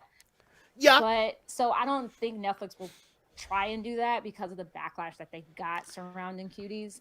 But I will be honest, Shay, I hope you're right because, well, Cuties is still up for an Oscar. So Well, I think because overall the main storyline for Cuties wasn't bad. I just think for us here in the US, it wasn't presented in the best light because it was considered a foreign film. So it was actually made, I think, in France, I think. But yeah, in France, I think is right. Yeah, but in France, they took it a lot differently, and it was highly praised in France. The only difference was that when Cuties was announced here, the image they chose for the actual movie was very sexualized. And even the person that made the movie was kind of upset about that. So the backlash shouldn't have been put towards her because the actual movie was good. I have to say that. The actual main, deeper meaning about it made sense. And I guess that's, for me as a female, I understood where this young girl was coming from in the film. And I understood the point she was trying to make, that what they were doing was meant to make you uncomfortable. But it's also like, if you look at TikTok and how some of these girls dance on TikTok, they're also no older than probably 14 or 15 years old. And while these girls were fairly younger than that, it was still like, well, look at what they're viewing and look what's told to them of how you have to be to get a boyfriend or to be viewed as a woman. So it's kind of like these weird mixed messages that if you're a younger female, that's being poured into you. But it's also kind of like, for these girls who at the time, I believe their ages were probably like 12 or 13, it was seen as, not okay. But then the same thing can that be said to girls that we see on Instagram and stuff that are like 16, 17 years old, but look like they're 25 or 26. And that's weirdly viewed as okay, I guess. It's and see the whole thing. Now, granted, I'm coming in from a whole other angle. I think about a lot of this discussion, and nothing against you, Shay. Like you have your opinions, yeah. whatever. I'm a dad, and thinking about my daughters doing that, just I can't get that out of my head. No, I understand. And what I know I don't have kids, but like yeah. For me, like if I think about my own parents and how they probably viewed when I was a teenager our dances and how we viewed dancing and how for us like grinding at our high school dances was the dance to do. But to my parents, like, that was a highly sexual dance. That was not okay. Yeah. But it's like, for me, like, I viewed it from a female perspective and how I remembered being 12 or 13 years old. And for this girl, she was trying to make friends. And it was a weird clash between her culture and how she was raised and how she wanted to be in the in crowd, or what she deemed as the in crowd of the girls that she wanted to hang out with. And I understood that because I've been, 11 or 12 years old, and I know how it feels to have girls that you want to hang out with, but they're brash, they're real fast in their ways. And you're like, and I in need that to I'll be agree like with them. you. Yeah, In that and so I'll I agree with feel you. like- Because I feel like everybody for- wants to sit at the cool kids table. And right. I feel like unfortunately that's some where the people just movie was can't. trying to go. And unfortunately that's the other problem that I would have with this, and that I really wish after Cuties a lot of people would look into. What is getting defined as being able to make it to the cool kids table is it just gets worse and worse, in my opinion, every year. Like, you just it's more and more about exploitation than it is about personality or actually making friends. It just I moves think like. it was. Yeah. I was gonna say, it seems like it's moved much more to the internet now, as opposed to just like your physical circle of friends at school or wherever. Yeah. Exactly. And I think that movie, it was the reason why I feel like for here in the US, it may not have done as well as it did in France, was because in the US, we're not used to seeing that in your face kind of content about young girls. Because it's been made before that those things have happened, but it's usually played by actors whom may look like they're like 15 or 16 years old, but in reality are they're not. like 25, 26, they're not. So to see young girls who are actually 11 or 12 acting and doing things like that that are very sexual was surprising. And I think for the US, it's kind of like, oh, that's shocking, we shouldn't see that. But in other places, they're probably like, but this actually happens. Like, Well, this is and what a real lot of people life. don't want to acknowledge this, and this is actually why I find Cuties disgusting in this one aspect, because I know way more about behind the scenes than I probably should, is that this is a kind of culture that is becoming very much openly embraced in a lot of Hollywood circles. Not all of them, but in a lot of them. I mean, like, I've seen plenty of, I'm sure everybody's seen that Joe Rogan Experience where they showed the one picture of the swimming pool full of teenage boys in weird red lights, and they were all very objectified and everything like that. And this is the kind of culture that exists there in some of those circles. And so at that point, I'm just like, no, I don't see Cuties as as this artistic way to be able to do this. I see it more as a justification to be able to encourage that kind of behavior more publicly, more in the mainstream. And that's where I have an issue with it, is because that's why in a lot of cases I make the argument that I don't think it should get an Oscar nomination. I don't think it should be, exist in this regard, because that's what it's like. I could see the subtext of what directors are trying to say here. Like, we should be able to do this. No, you shouldn't. I think with that, it's hard because this wasn't a U.S. director, Yeah. since she was French. So it's like, it's up for an No, but the reason I bring it up to you but- is one of the reasons that it got advertised the way it did. Guess what? They wanted to push this as if it's a mainstream or a public thing, and it's not. And it's still kind of gross, even in some European circles. This kind of stuff is gross. So at that point, that's an issue. I believe that it's gross. Like, I don't condone it in any sort of way, but I think because they didn't shine. Now, if someone made a movie or a movie based off of the whole like Hollywood scene and how they're embracing this kind of thing, then that would break the internet. But the fact that this wasn't portrayed as like a Hollywood scene, it was portrayed as more like a social media kind of a way of like what's influencing young female girls, which is something that so many of us have heard about nowadays, have seen about, but then to see it in our face is kind of surprising. And it's also something, though, to be honest, most of us have seen on Lifetime movies, but it's just over dramatized. I mean, like, I remember watching a Lifetime movie they showed in my health class of a girl who got pregnant at the age of 16. Or when you hear about these teenagers whom catch, STDs or HIV and how it changes their lives. But it's all over dramatized that if you're watching it, you're not taking it seriously because you're like, this is so dramatic. But to see that movie and how it's not being over dramatic, it's literally showing you like, hey, this is literally what happens, but it's made in a way where it's not a documentary, but it's enough realism in it where if you're watching it, you're like, yeah, I've seen this or I've felt this way before. So I think it's just a matter of like, honestly, who's watching it and from what perspective they're watching it. Because if you're watching it from a perspective as a female who's I'll probably say a millennial or Gen X, depending on what it is, then you understand where that young girl was coming from because you're like, yeah, I've been there. And especially now with social media. But then that's why I said it also calls into question is why is it that we deemed what these 11, 12-year-old girls was not okay, but then yet we'll see 15, 16-year-old girls also acting a fool the exact same way on TikTok and Instagram, and it's more so praised, but they're still under the age of 18. Yep. So it's like, everybody made such a big deal about cuties, but at the same time, you can turn on TLC and see beauty pageants for of toddlers. Exactly. Oh, those are gross too, as far as I'm concerned. They got in trouble too, especially that one lady who dressed her daughter up as Julia Roberts' character in Pretty Woman as a prostitute. Oh yeah, I remember that. Yeah, she got a lot of flack for that. Well, and I'll tell you another thing that also did it, and that I promise, because some people are like, please get off the depressing subject. But the other thing that I want to point out, this is another reason, and it's not because of cuties or anything like that, but I remember very clearly, and that's why it's kind of associated with me. When cuties came out, my local Walmart decided to change, like, because they do that. They change up how things work. And all of a sudden, just I'm out there shopping because I had to get work shirts for my new job. Because now I didn't have to, like, I had to, have something legit to be able to wear to work. And all of a sudden, out of nowhere, I just so happened to catch a glimpse of, and it's kind of gross for me even to say it now, but like basically little girls' underwear that is a thong, that is a G-string. And I'm just like, oh God, no, no, yeah, I can't do this. So a quick question that we actually also get is our thoughts on, because RPX is bringing it up, but I also have another friend that wants us to talk about it. Can we officially give the Ultimate Troll Award this year to Kentucky Fried Chicken?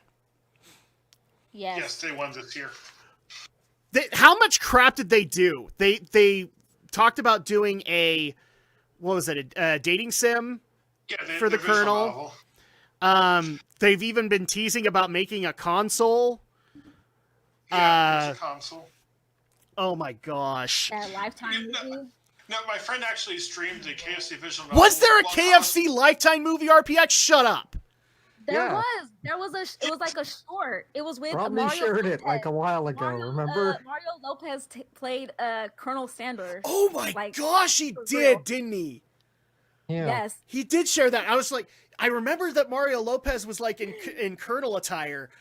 Oh my gosh, that was real. It went somewhere.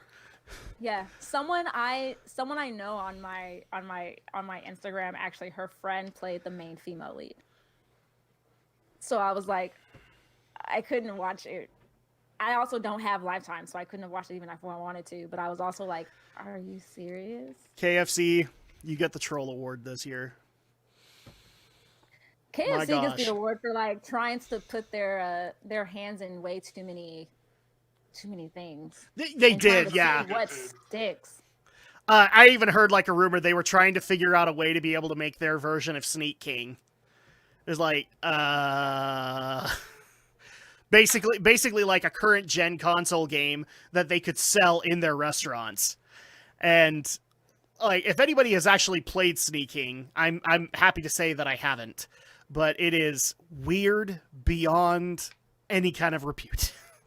They're almost as bad as Soulja Boy when he tried to drop ship consoles. Oh yeah, that did happen last year, didn't it? That happened in like 2019. It happened like 2019, but still. Sorry, what was that, Rising? Watching the trailer for the KFC movie now. Oh, did you put it in the Discord? Is that why? Okay, there you go. Yeah. A recipe for seduction. Hilarious. Oh my gosh, that is almost like the title for a porno. That's really sad. It sounds like a novel, like one of those cheesy romance novels. Oh my gosh, Mario Lopez looks like Fred from Scooby-Doo if he was like 60. That ascot, man. Oh my god. Okay, well, there you go, everybody. Yeah, so I guess at this point we could either roast 2020. We could definitely roast 2020. I don't have a problem with that. Or we could continue to talk about all of the things we're looking forward to in 2021. How about not having a crazy year with lockdowns? That would be great. As me and Rising Sun were kind of talking about, like, the lockdowns were probably the biggest problem for a lot of people this year. Yeah, I'm ready to go out, do more stuff. Mm-hmm. I'm also excited now for what else KFC will come up with. Oh my god! I'm just waiting for Colonel Sanders' better be War more Journal. chicken.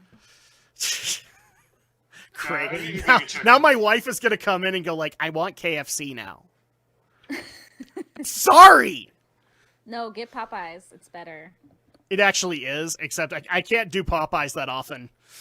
I like their chicken sandwiches. It melts my tongue. The Popeyes near me is only good like half the time. The other time is pretty bad.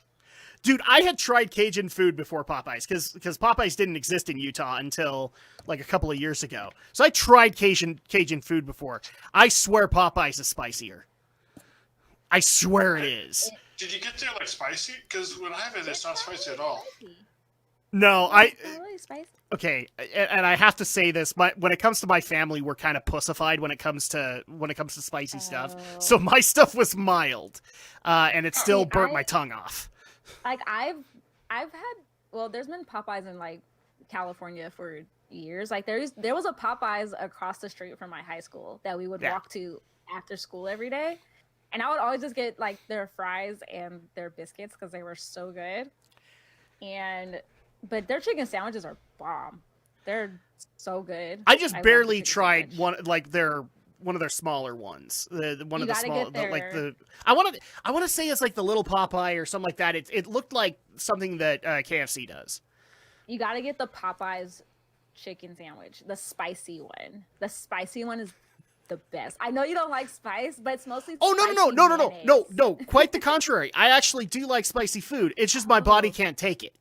Oh yeah, I understand that. Because unfortunately, my DNA is so pussified when it comes to spice that I just have horrible nights afterwards. And so at that, like, this is why I'm saying, like, Alex has given me grief about it. I know his dad has given me grief about it. It's like, you call that spicy? You should do the spicy chip challenge. I don't give you grief over that. You have. I don't like spicy food, so why would I give you grief? Because you can. You know what? It might have actually been Andrea. Andrea gives me tons of grief when she gives me that look of like lightweight. You should do the spicy chip challenge. Remind me which one is that? Because I might have actually tried something like that. It's the chip that it's like it looks like it comes in a coffin and it's one chip and it has the Carolina Reaper on it. Okay, I have seen that, Yeah, and I that's probably 100% would of it. die. So my fiance did that. This was when we were dating, and he actually did the one chip challenge, but he mixed it in with a bag of spicy Doritos, and he was dying because he also ate them on an empty stomach.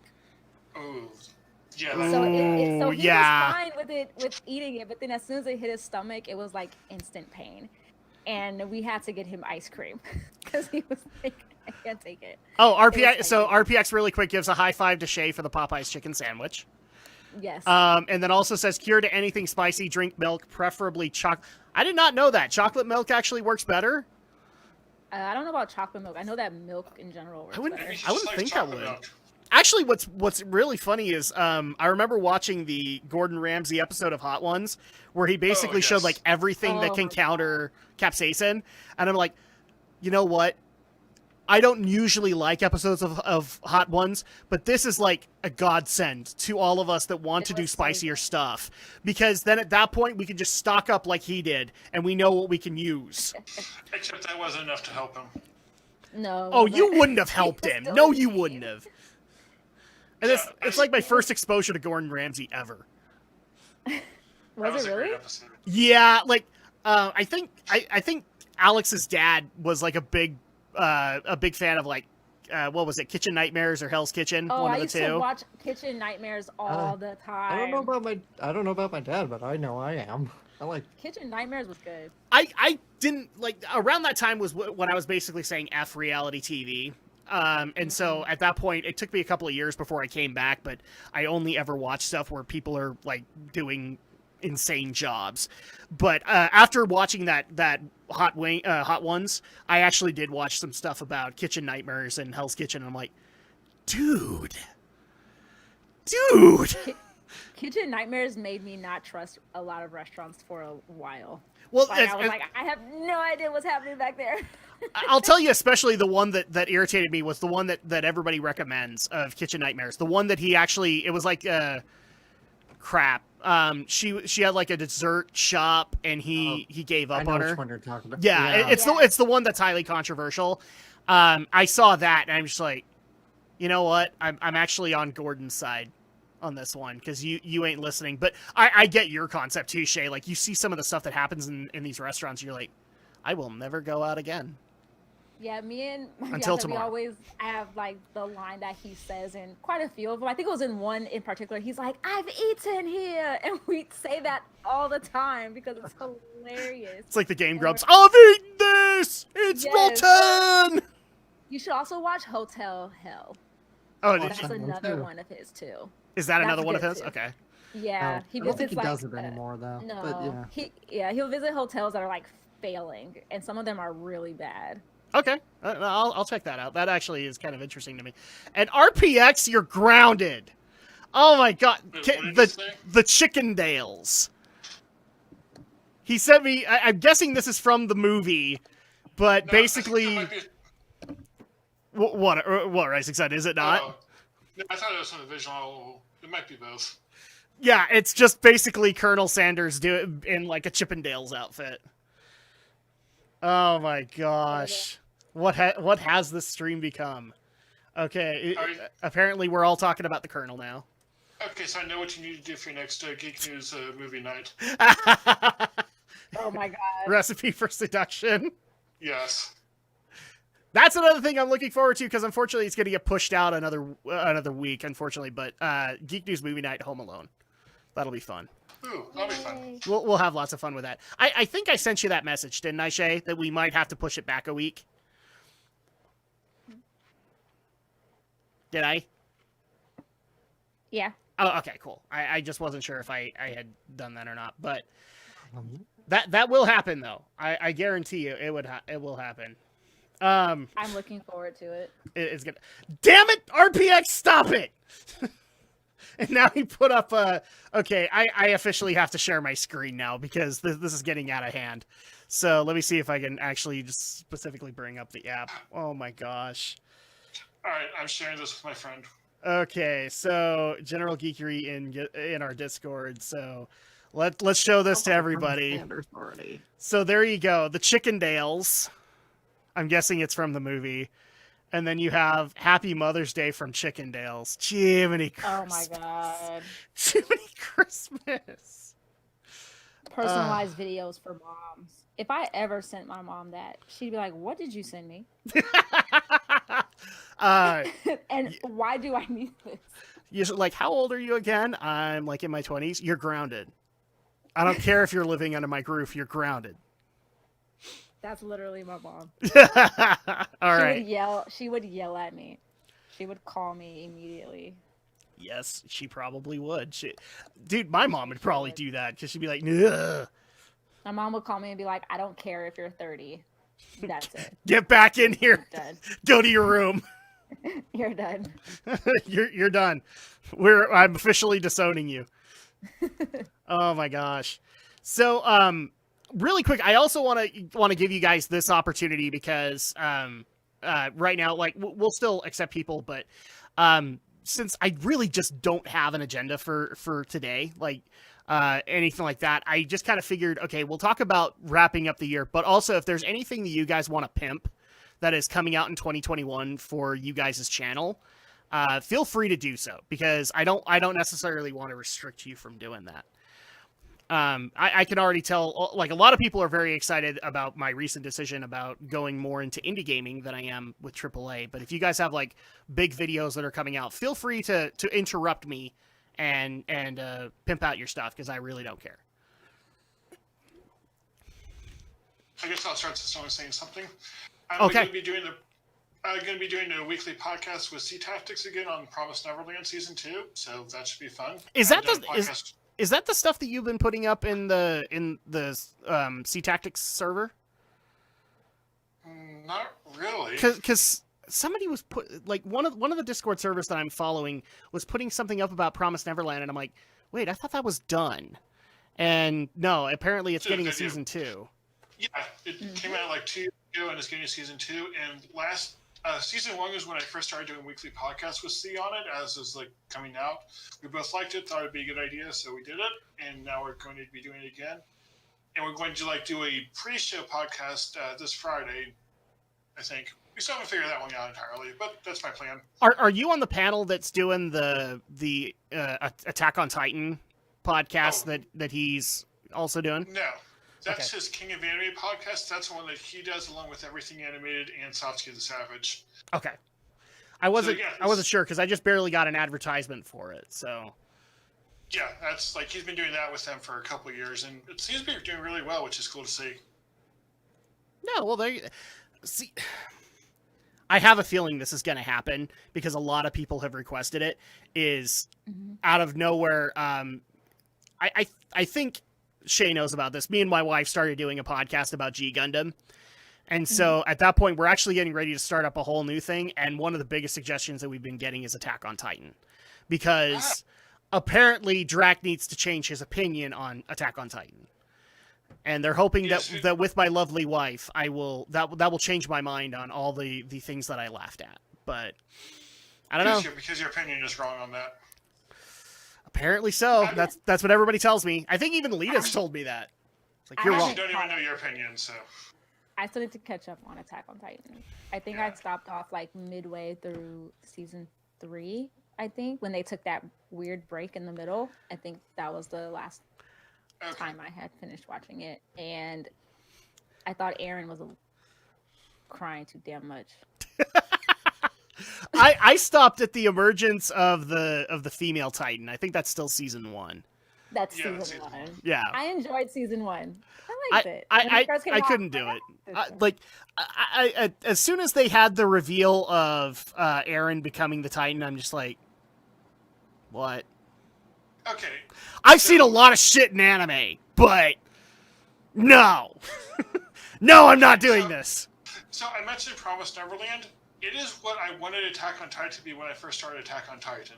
Okay. When I watched the first okay, this is what the story's going to be. It's going to go in this direction. I'm really excited.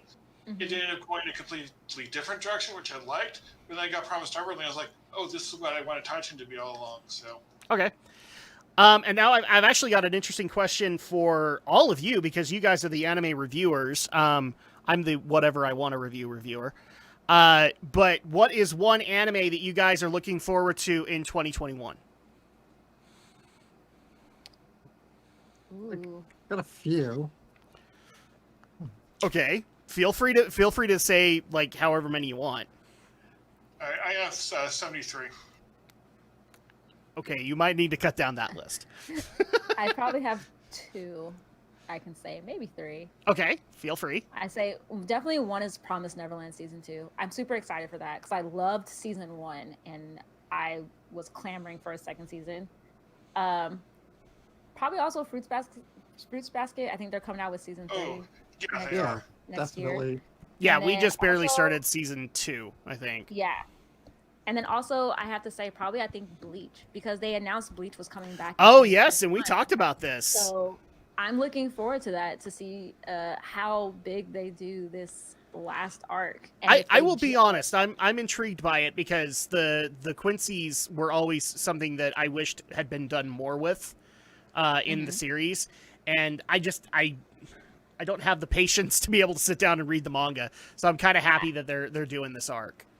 I'm happy too, and I hope they don't gyp us like how we got gypped with Inuyasha the final act. So I'm hoping it's longer than 24. Enough to actually finish off the series, because I heard that they have one arc to go, but it's also a really long one, so it needs 100 episodes probably. Yeah, so I will admit I'm also looking forward to that. One that I'll also throw out into it because I am just barely getting into the series is Rising of the Shield Hero Season 2. Oh yeah. I am now a big fan of Rising of the Shield Hero, so at that point I would love to be able to see a little bit more of where it goes. But then again, you're also talking to the guy who still needs to get around to watching Season 4 of My Hero and Season 4 of Food Wars. So... Oh, me too. Join the club. I should watch Food Wars. Yay! I'm not the only one that's procrastinating. Like, I liked Food Wars when it first came out, but then it was okay, but it wasn't enough to like keep me interested. And now I'm like 4 seasons behind.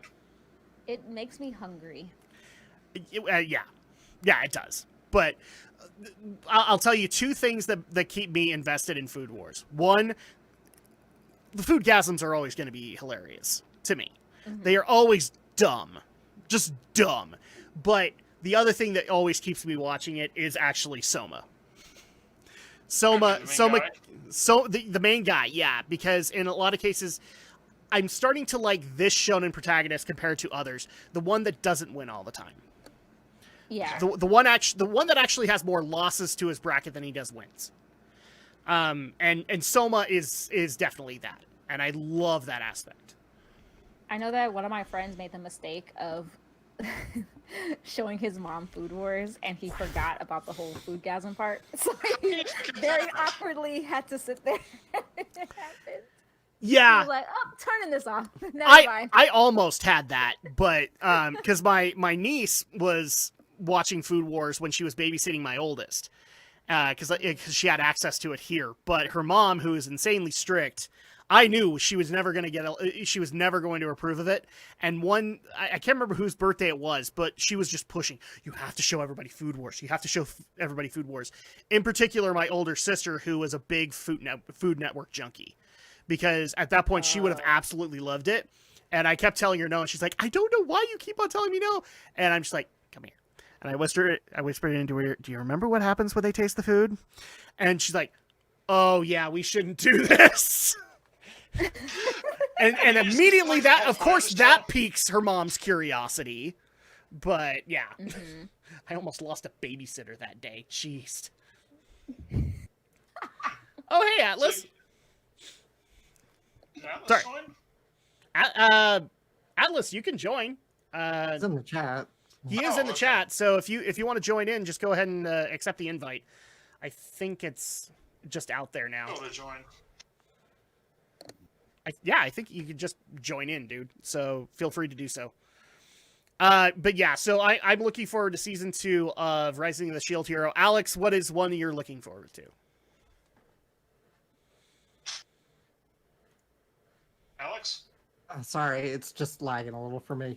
Oh, okay. So for let's see, on my end, I got Yuru Camp Season 2. I've got Cells at Work Season 2. Oh yes. My Next Life is a Villainous Season 2. Fruits Basket Season 3. I'm gonna add one to your list if you're okay with it, because I want to know what you think of it before Andrea watches it. Okay. Do you have Gymnastic Samurai on your list? No. That's the anime? Yeah, I've heard of it, so... If you want to go check it out, because people are pestering Andrea to try it out because she was a gymnast. And at that... But it's following a guy, so I don't know if it's going to be... I don't know if the sports anime is going to get her into it, as well as I don't know if it's going to be like her kind of story.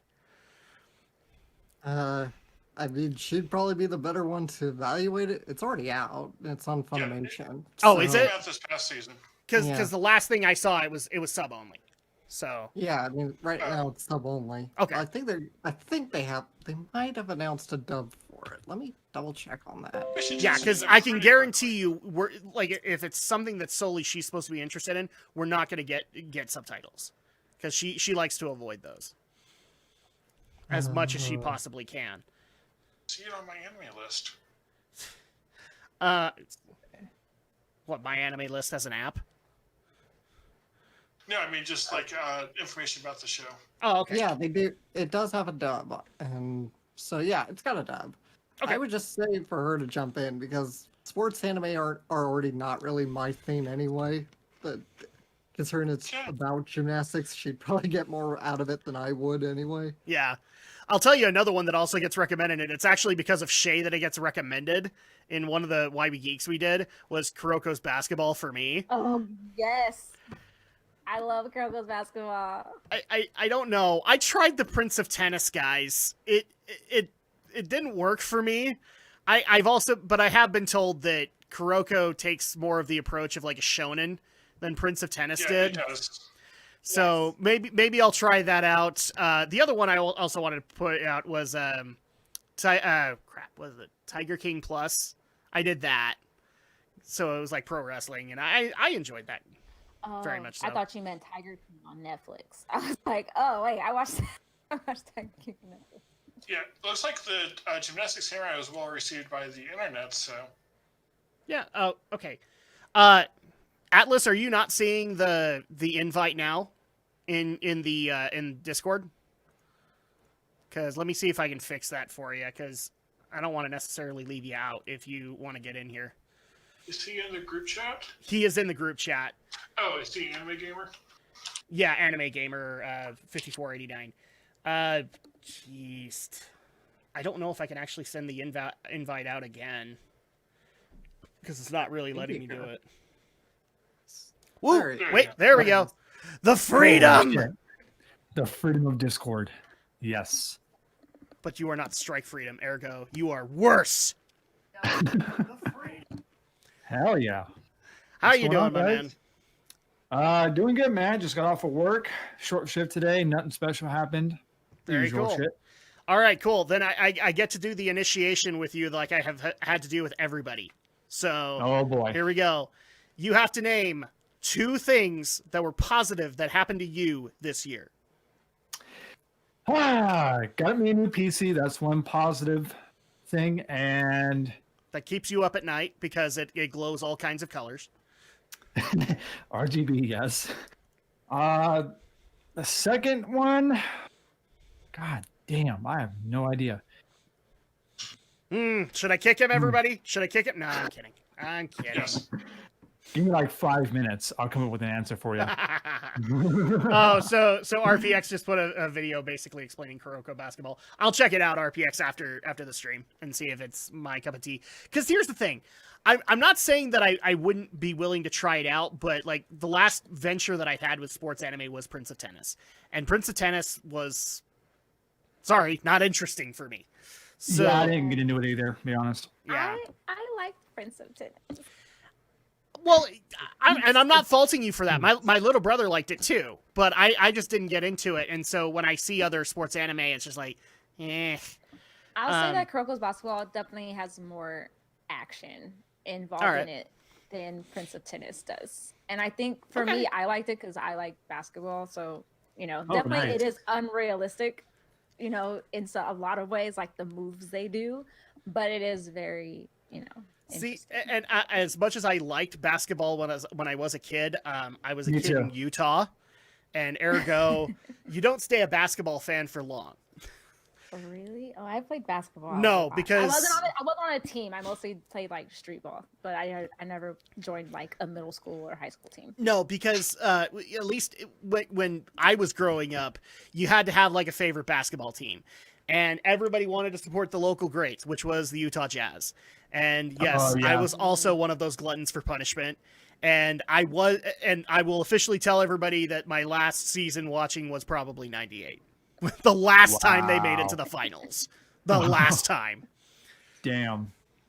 So, yeah. So that's pretty much why I don't go to basketball anymore. It's like, it brings No. back bad memories. I would like to go to a Lakers game before I move back to HD in a couple years, but we'll see. Yes, I went to a Lakers versus the Warriors game. Oh yeah. That's my second initiative. Congratulations to the Lakers. They won it fair and square this year. Yeah.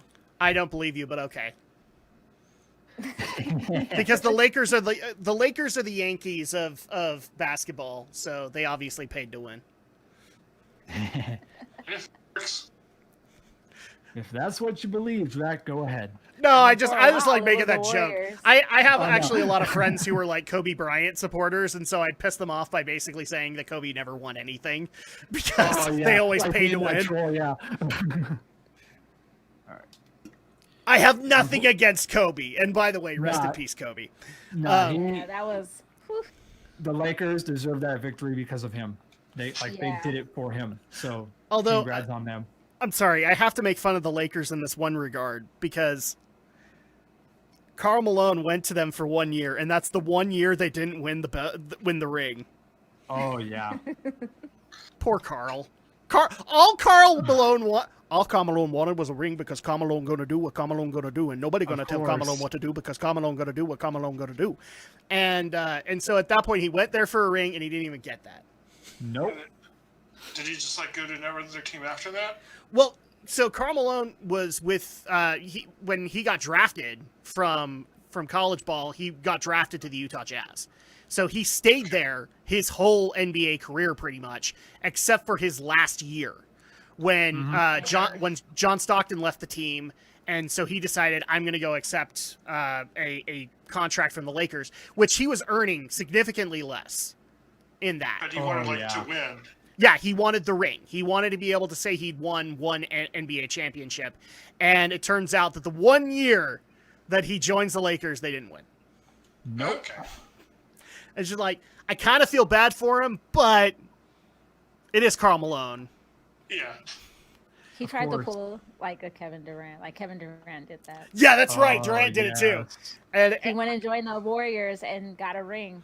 Got a ring. yeah, Yep. I was going to Like, say, like, his one or was a two. positive outcome, but Yeah, Karl's he wasn't. he got one ring and then he left and now he's How with did we the go New from York. anime? Okay, I know how we got here from anime to basketball, but Hey, don't forget, we got video games too, so that's another great topic we can pull in. Speaking of games, I'm actually playing a game right now as we speak. if it's Cyberpunk, get the hell out. No, it is Soul Calibur 6 because it's on sale on Okay, Steam. you're forgiven. Yes. So if I'm going to go stream Cyberpunk tonight, So what you're basically saying is that I should not watch your stream. exactly, you should just never watch it. It's terrible. Dude, like, I can't help but feel bad for people who bought Cyberpunk. I really can't. Yeah, especially for the PS4 and Xbox One. Come on. Well, and what's actually surprising to me is that now there's a bunch of people screaming at Sony because Sony took it off of their store. Yeah, But it well, was broken. And it was admittedly broken. Yeah, and Sony had the right to remove it. So Yeah, and so I at know. that point, like, what? Oh, and RPX wants us to go back to KFC so bad. oh, dude. So much so that he's just now put up Yahweh of Ronald McDonald and the Colonel. Gosh. Wow. Only Alright, I this know can what- happen on the Drac Discord. So or on the Geek Yes. News Discord. I know what my next anime review needs to be on. The Yahweh between Ronald McDonald and the Colonel. Oh. Yep.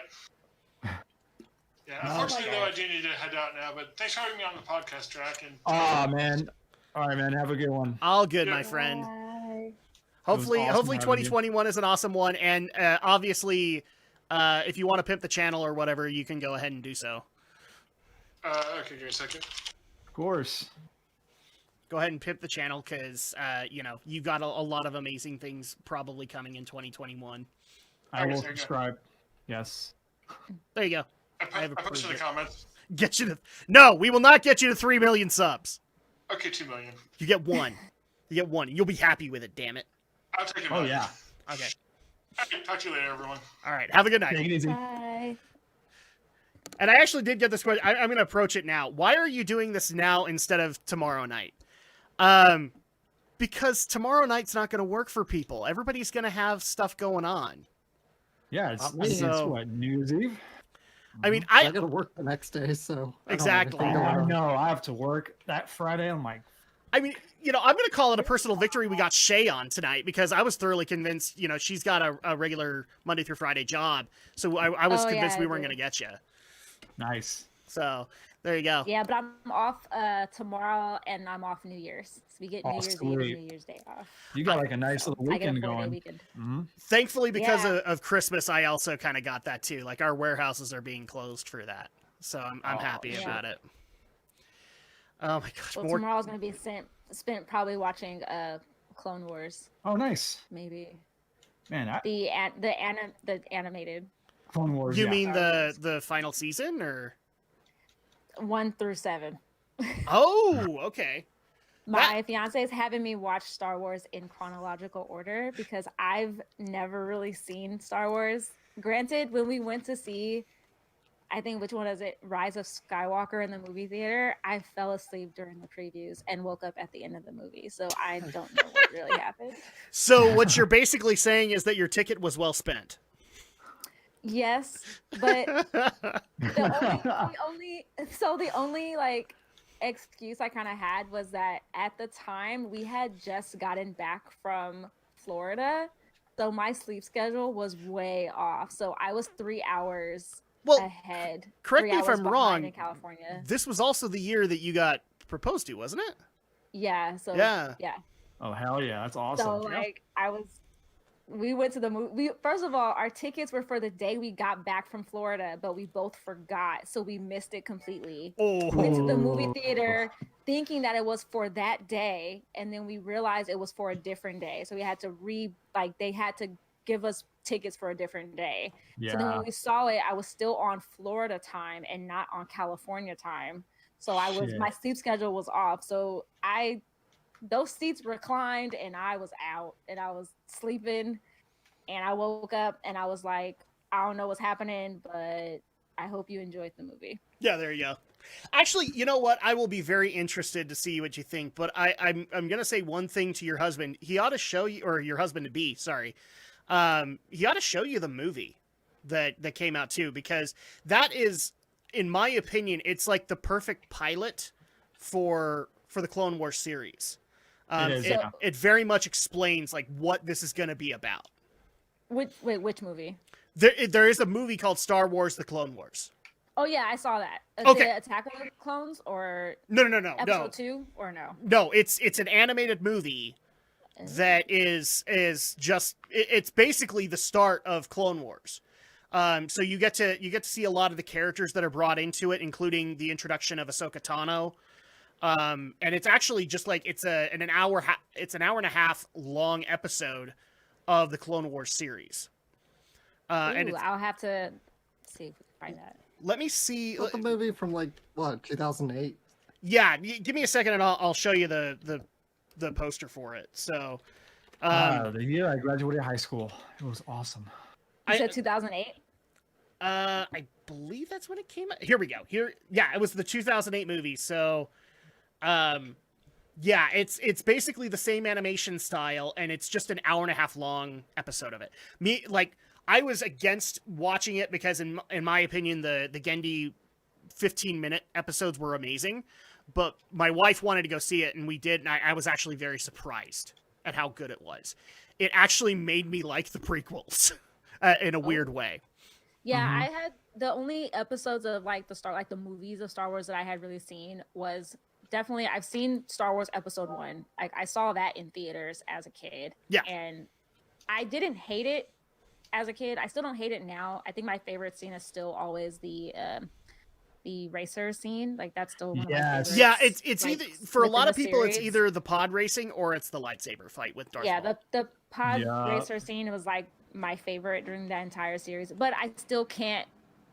Getting through episode 2 was hard a little bit because me and my fiance laughed so much about the acting of Hayden Christensen in that movie, and just the whole part of him saying, "I don't like sand," and me always laugh. Sorry, Alex, you have to do it. You have to. Shay's right here. You have to do it. I don't like sand. Of course, it's rough. It gets everywhere. Thank you, my friend. Thank you. We laughed so much, but I mean, like, besides that, I've watched Mandalorian season 1 and season 2. Oh, if you've seen Mandalorian season 2, then Clone Wars is all the better because you will get to see because right now what you have seen is like Ahsoka through the journey. And by the way, Rosario Dawson, amazing job with the casting there. She is an adult Ahsoka, and now you get to see Ahsoka grow up, because that's primarily why Clone Wars is as popular as it is. Because so many people were invested in it. So you did? Good. Movie, Star Wars: The Clone Wars. It's like an hour and like 39 minutes. It's on Disney Plus. Oh, good. Yeah, I wasn't sure if they had it or not, because I could have sworn that it was a Cartoon Network thing, like Cartoon Network Pictures or something like that did it. But because they have that, and I think they have also the Star Wars, the Clone Wars series, the final season as well. Yes, and I'm actually excited for the Bad Batch from that too, because one of the things that's actually really cool about Clone Wars is the clone stories. I thought that they would be the stupidest thing in the series, and everybody would just like the Jedi, but actually some of my favorite episodes are clone focused stories. So it's actually really good. Yeah, I'm looking forward to it, because there's Star Wars movies I've seen. Like, I've seen Rogue One, I've seen Solo, but I've never seen the entire series like chronologically. So for me, there's bits and pieces that I've always missed. So I'm like, I know who these characters are. Yeah. But I've never seen like the original trilogy, although my brother was obsessed with it and like bribed me to watch them with him. But as a kid, the only character I enjoyed was Darth Vader, surprisingly, the entire time. And like, so when I saw there's nothing wrong with that. Yeah, when I saw the prequels as a kid, I was like, where is Darth Vader? Not knowing what was happening. I was like, where's Darth Vader? Like, that's who I want to see. Actually, what's really sad is now that I've seen Rogue One, I kind of want an episode 3.5 where it's just like Darth Vader rampaging the galaxy, just destroying everybody, because that scene in Rogue One, it was just beautiful. It's like, wow, this actually did better than episode 3. No, I'm excited, because my fiance's gotten me into a lot of different series recently. Like, we watched all of The Big Bang Theory, and I had never really watched it, and I was obsessed with it after watching it. I finally watched all of The Office and loved it. And are you talking about the British or the American one? The American one. Okay. All right. It was all on Netflix, and I had never really seen it. And my fiance was like, "You haven't seen The Office?" And I'm like, "No." You can let your husband to be know that he has done well. Yeah, we also watched Parks and Rec, all of that. See, if you like Parks and Rec, I'd also recommend Brooklyn Nine-Nine. I love that show. I heard that. Yeah, we tend to binge watch a lot of series. We watched The Office, like all of it, in probably a week. Nice. Okay. Yeah, because we work from home, so we all working. We were watching The Office. Ooh, okay. I might want to tackle this question really quick, because I actually really like it. So this was sent in by a friend of mine. If I had my choice, what anime series would I do a podcast on with each of the panelists here? And also, what game would I do a Let's Play on? So if you guys don't mind, I'm gonna take over really quick and go over that, because that'll be interesting. So with Rising Sun, I've already said with Let's Plays that I would do Brutal Legend, because he was just barely doing a stream of that, and the gameplay bugged him so bad that he just kind of gave it up. And I would totally get him through that game, because I think he would love it. As far as Let's Plays, for Shay and Alex, I would bring them both in on this, and it would be Azura's Wrath. That would be fun to watch. That would be, wouldn't it? Yeah. So basically, because neither of you know what you would basically be walking into, I am a lover of the Onimusha franchise, and it just so happens that I think the director wanted to do a spoof kind of concept on Street Fighter, and he used a lot of Indian or Hindi mythology for it. And so you actually play as Asura, rebelling against his the pantheon of Hindi gods. And it's so, like, this is the best way I know how to explain it.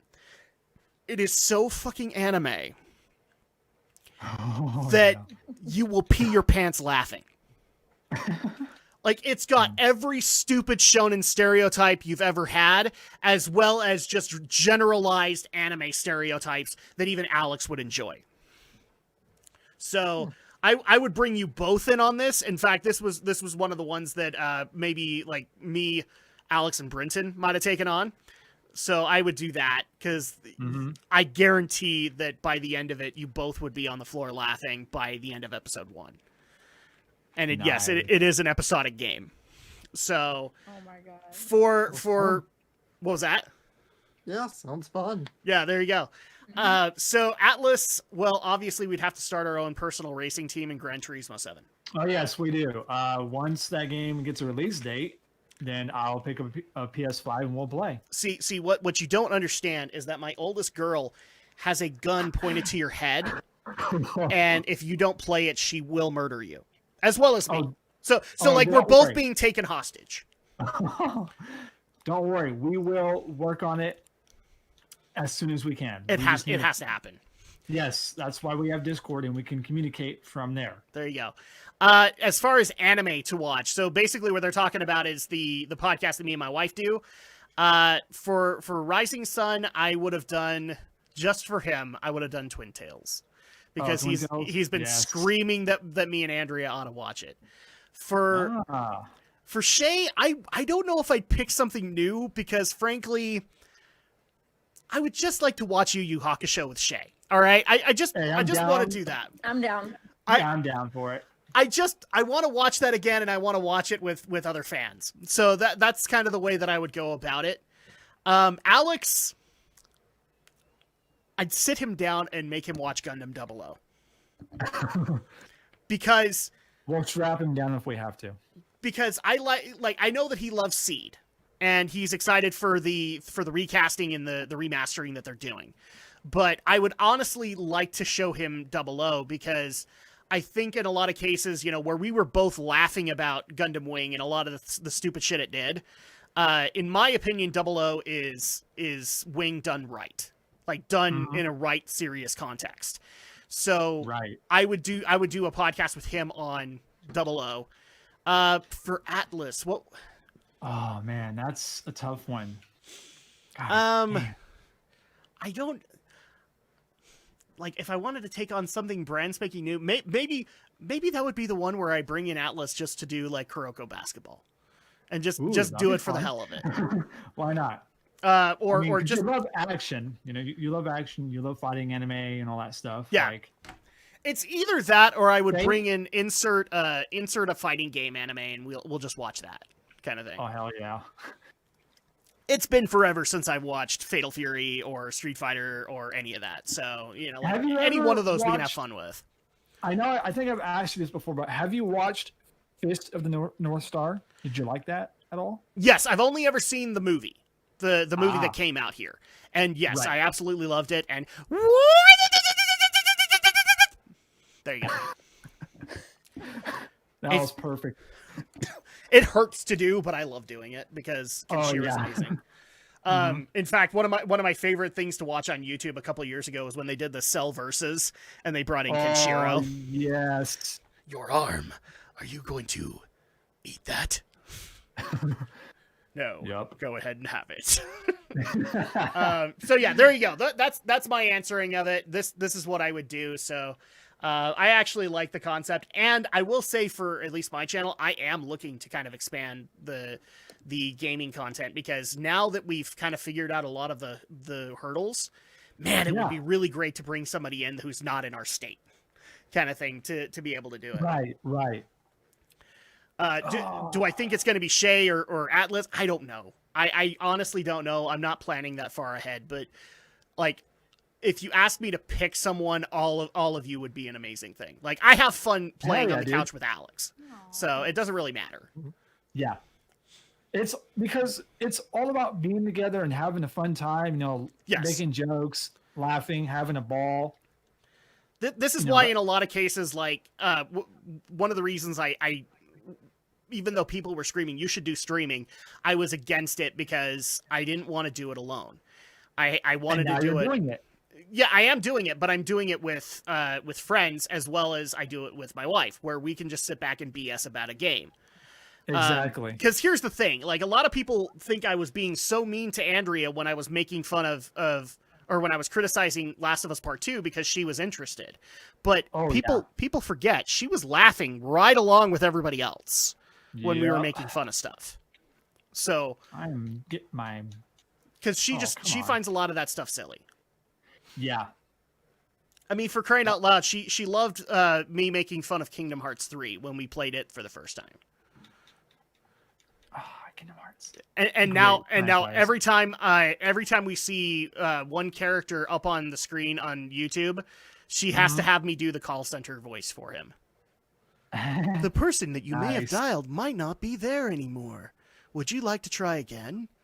Have you unplugged the device and plugged it back in?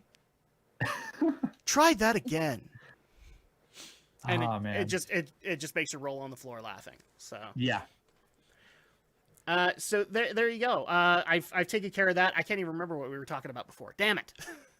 Oh man. I'm having too much fun. What games do you have on your PC right now, Drek? Not many. Just because my hard drive is so plugged up with Time to upgrades. I can't do it yet. Because 2020 has made everything go up in price. Oh yeah. But no, bad.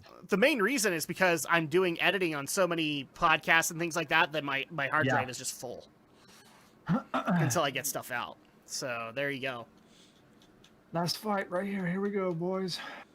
Oh, okay. Well, there you go. Shay, anything else that you're looking forward to in 2021? Because you've talked about anime, but I mean, if there are any games, like what games are you looking forward to next year? I don't I don't know, only because I feel like I end up playing games when I hear about them like online. Sure. Because there's a lot of games I still need to finish. Like I still haven't finished Pokemon Sword and Shield, and that's been out for a while. Actually, that would be one that you're looking forward to is Snap. If it comes out in 2020. Yeah, Snap is gonna do, Yeah. I want to play that. I'm excited for that. By the way, Nintendo, I'm disappointed at you in the Game Awards. Sure, you did a good thing by announcing Sephiroth in Smash. Although, I'm debating whether or not you should have done that. But still no Bayonetta, and still no fucking Metroid! Nope. Stop it! Oh yeah, for Prime 4. I know, I'm still waiting for that shit too. Fuck. Bayonetta 3 and Prime 4 are still in what I'm officially calling development hell, but I've gotten such crap about the Sephiroth announcement. Do I think it's okay? Yes. Do I think they should have gone there? Hell no. Because I'm sick and tired of Square Enix worshipping the altar of Cloud and Sephiroth. I do have to say, for Nintendo, I give them a shout out for them releasing Animal Crossing when they did. Oh my god, yes. Oh, you know what? Okay. Because I have never played Animal Crossing in my life, and I finally played it, and I was like, this is fun. Okay. Oh yeah, New Horizon it's so fucking good. And I cannot believe Drek picked Doom Eternal over Animal Crossing. I'm sad. Animal Crossing is not really my kind of game. Like Stardew works because you have other things that you can do, but like I've looked at Animal Crossing. I've even played the original GameCube version, and it didn't keep me. Mm-hmm. It didn't keep me mainly because of the daily tasks and things like that. This was my first Animal Crossing game. Nice. Okay, do you guys want to hold the fort really quick? There is something that I probably should show people. Go for it. Do you guys want to hold the fort really fast? Yeah, we could try. Yeah. How's it going, Alex? Not bad. How about yourself? Not much, man. I haven't heard from you in like forever, dude. I know. Busy. Oh, dude, work. TJX is just killing us right now, man. It really is. Yeah. You guys have your inventory coming up real soon? Yes, we are doing inventory on the 3rd. Yes, ours is the 4th, and I'm also doing the 3rd because I'm going to a different store to help with theirs. Oh, that's good. Marshall's, right? Yeah. Nice. Yes. Yeah, it's just been pretty busy with us as far as capacity goes and all that. It's just been hectic. That's why I'm having a hard time keeping up with anime at the moment. And I'm trying to keep my PC up to date. Yeah, I've been trying to do that too. Get my PC up to date a little more. What upgrades have you made so far? Well, Drac did try to help me install a second hard drive because I kind of overfilled my main hard drive. But Oh yeah. Okay, whatever the reason, world didn't blow we up. That's amazing. we can't get the computer to run it. Oh shit. I So may have to help you out on that because I know how to do it. So this was given to my 2-year-old. Oh, that is so cute. Oh shit. That's so cute. It's a pair of Animal Crossing pajamas. Oh. Why That is can't adorable. why can't we give it to her? It's too damn big. It'll grow. Oh Well, no, she will. Yeah. Yeah, she'll grow into it. She it just will. takes time. It's just I had to show that since we were talking about Animal Crossing because that's actually a gift from her 3 cousins Yeah. who are absolutely in love with Animal Crossing.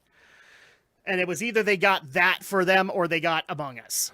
And Oh. you know what? I probably would have gone with Among both. Us. That actually might be a fun thing to do at some point. Just do some multiplayer Among Us with like Yes. you guys. I will buy the game because it's only $5 on Steam. So, no, Yeah. the game is a lot of fun, dude. It really is. I watch streamers play it, and it's hilarious. Yeah. I personally would want to make sure that Alex is in there because I want to see him defend himself when he's the imposter. Oh yeah. Yeah, one of these days we'll do one. I mean, I would like to try to get an online multiplayer game going. Besides Gran Turismo, I want to do more. You know. Oh no, absolutely. Yeah. I mean, one of the perks right now is that now that we've kind of done a PC setup, we can now Yes. do a lot of PC games, and Hell yeah, that dude. actually is going to be great for multiplayer because like the PS4 version of Fall Guys, it has a lot of people, but It does. the majority of the audience is on the PC version of Fall Guys. Yeah, So, and I have Fall Guys on PC, so I'm good to go. there you go. And of course, obviously, people can join us. So Yes. I don't have an issue with that either. Just have a big old party with it. Yeah, I just need your Steam name, and we're all set. I don't even know that. I'll have to get it to you. Yes. I don't even know anymore. I've had Steam for so long and I barely use it. So I only use it like, oh, hey, there's this indie game that's coming out that's $5. I'll buy it and then I leave and I never go back. Yeah, you can go back to it. Yeah. So that's the equivalent of Steam for me. Yeah. So there you go. Unfortunately, though, I actually do need to kind of wrap things up because my wife is actually waiting on me to go move cars so that we can, so she can go to bed, so she can go to work Sounds tomorrow. good. But Sounds good. in the meantime, though, I'm going to go ahead and if anybody has any final or passing thoughts on 2020 that they want to just get off their chest or maybe some inspiration. I'm going to say that 2020 did suck so hard because of the pandemic, but I really enjoyed the unemployment benefits for a good 2.5 months. But you know what? At least it was a good year for some, but for many, many others, it was a god-awful year, you know, because so much happened and, you know, it is what it is, man. Yeah, there you go. Okay, so Shay, Alex, did you guys want to have some passing thoughts or? 2020, I did gripe about you a lot because I didn't enjoy it that much. But on the bright side, I was able to work from home. Still will going into 2021. But if 2020 has taught me anything, has taught a lot of people anything, is that we can get through a lot of stuff. And we got through the tough times, and it's made us a lot more grateful for the things that we took for granted, like hugging our loved ones, spending time with them, and going to 2021. Hopefully, we can do that. I just hope that it's a better year than this year, to be honest. Agreed. Hope so. I mean, for as much positive as happened to a lot of us, unfortunately, a lot of 2020 gets overshadowed by all of the news stories and everything like that. Yeah. That's why, in a lot of cases, I liked what Rising Sun had done, and I wanted to emulate it here. Is that, you know, in some cases, our lives might have actually been more positive from having to deal with things like the pandemic, and just give people kind of that thought. Alex, Oh, yeah. anything you want to share? Nothing more than I want to share. I think everything Shay said was very poignant and perfectly stated. So let's hope that the next year will be better. I Yeah, hope so as let's- well. But here's the thing that I also kind of want to point out to people is that I don't know if a lot of people notice this aspect, but we have a nice little community that's kind of built itself around all of our channels. And so at that point, I'm actually more happy for that this year than I am anything else, because it's not necessarily like, I know YouTube wants to make it about the subs and Twitch wants to make it about the subs and everything like that. But for me, at least, it's about being able to share in a passion that we all have, whether it be anime, whether it be games, whether it be movies or whatever. And you don't necessarily have to go to like insert community here because that's where everybody goes. Instead, you can come to small communities like this and be able to sit back and enjoy it with people who are just as passionate and just as enthused when news comes out for it. Because I'm also like, I'm happy for the amount of growth my channel has had when I'm not giving a crap about it at all this year. Mhm. But I'm also happy for the growth that I've seen, not just from my channel, but also from Alex's, from Shay's, from Rising Sun, from all of those. And part of that I would like to think is just because like our community is actually getting to know itself, getting to know each other. And so at that point we can all enjoy in just stupid, quirky activities and just have fun. So Hell yeah. that's what one of the things that I'm going to take away from 2020 is that even though you had all this crap going on, you still had a safe haven for being able to get you out of that, to being able to get you back into escapism, and being able to enjoy it with real friends. So I'm very happy about that. But like I said, unfortunately, we got to wrap things up. So I hope you guys also have some positive stuff for 2020. We will see you guys in 2021. Until then, take care. Happy New Year. And of course, we will see you guys next time, my friends.